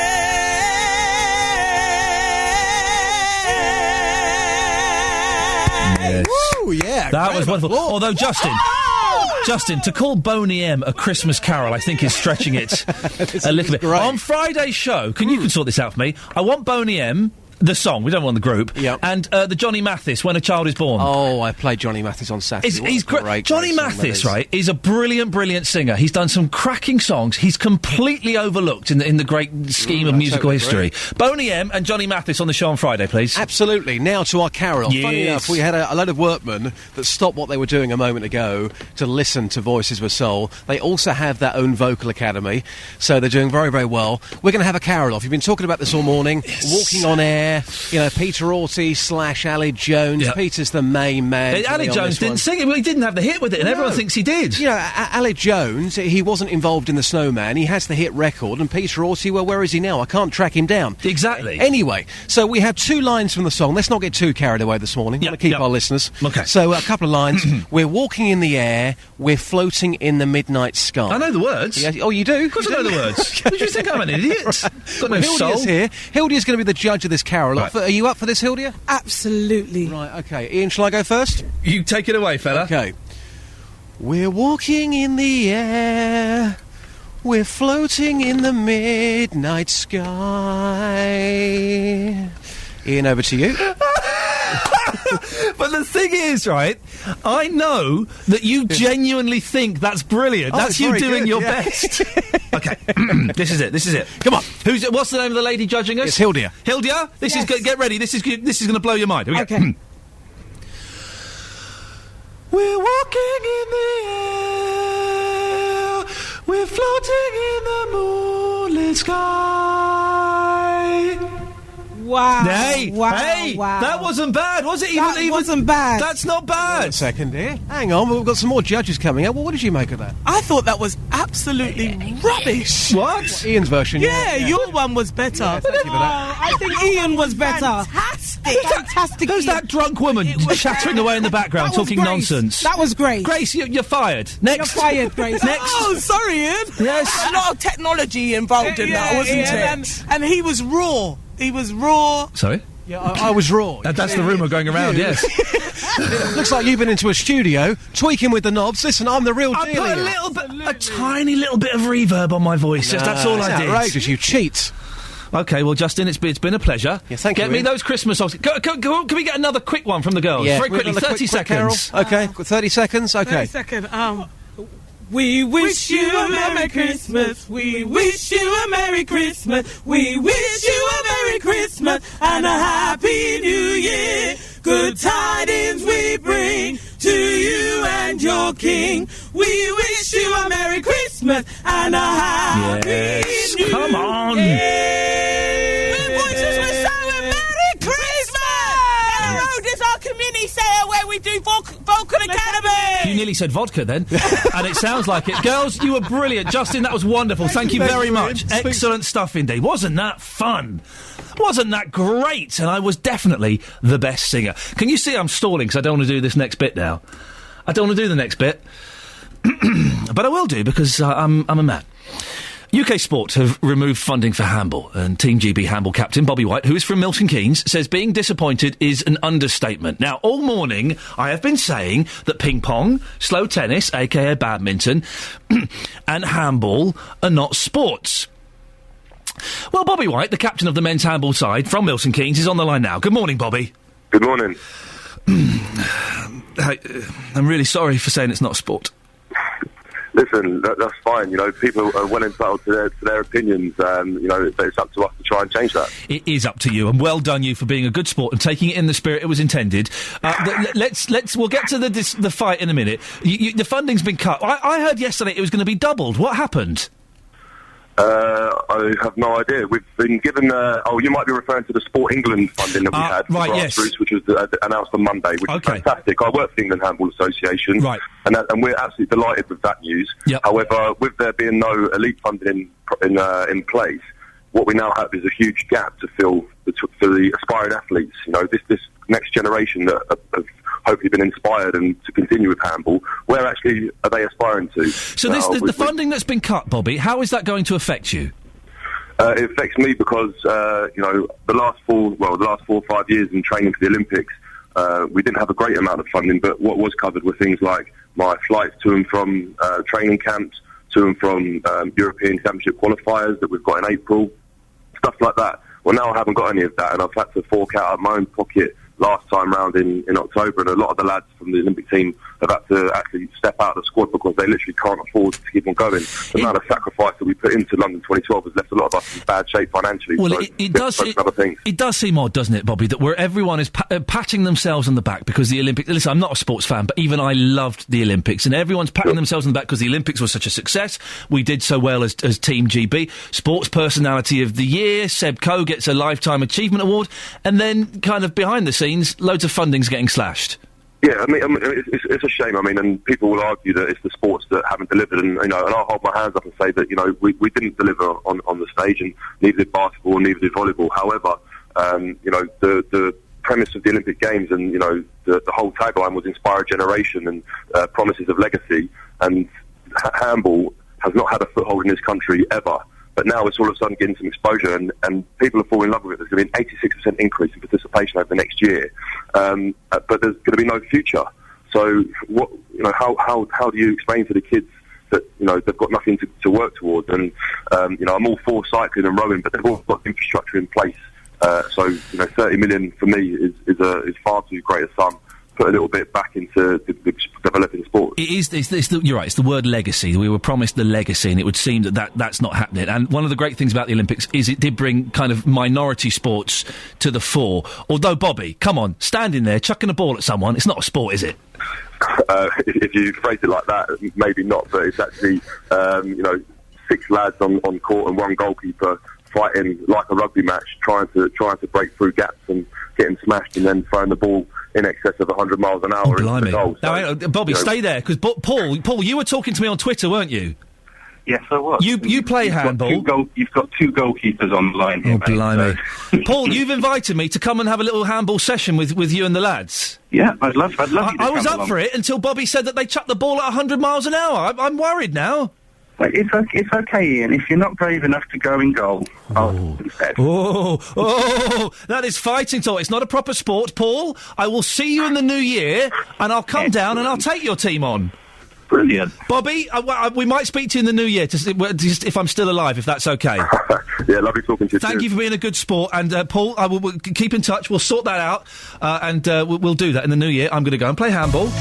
Listen, I'm not afraid. I ain't afraid of no ghost. I'll go and do it. Bobby White, thank you. Paul, thanks very much. For those who missed it earlier on, here's another blast. We're walking in the air.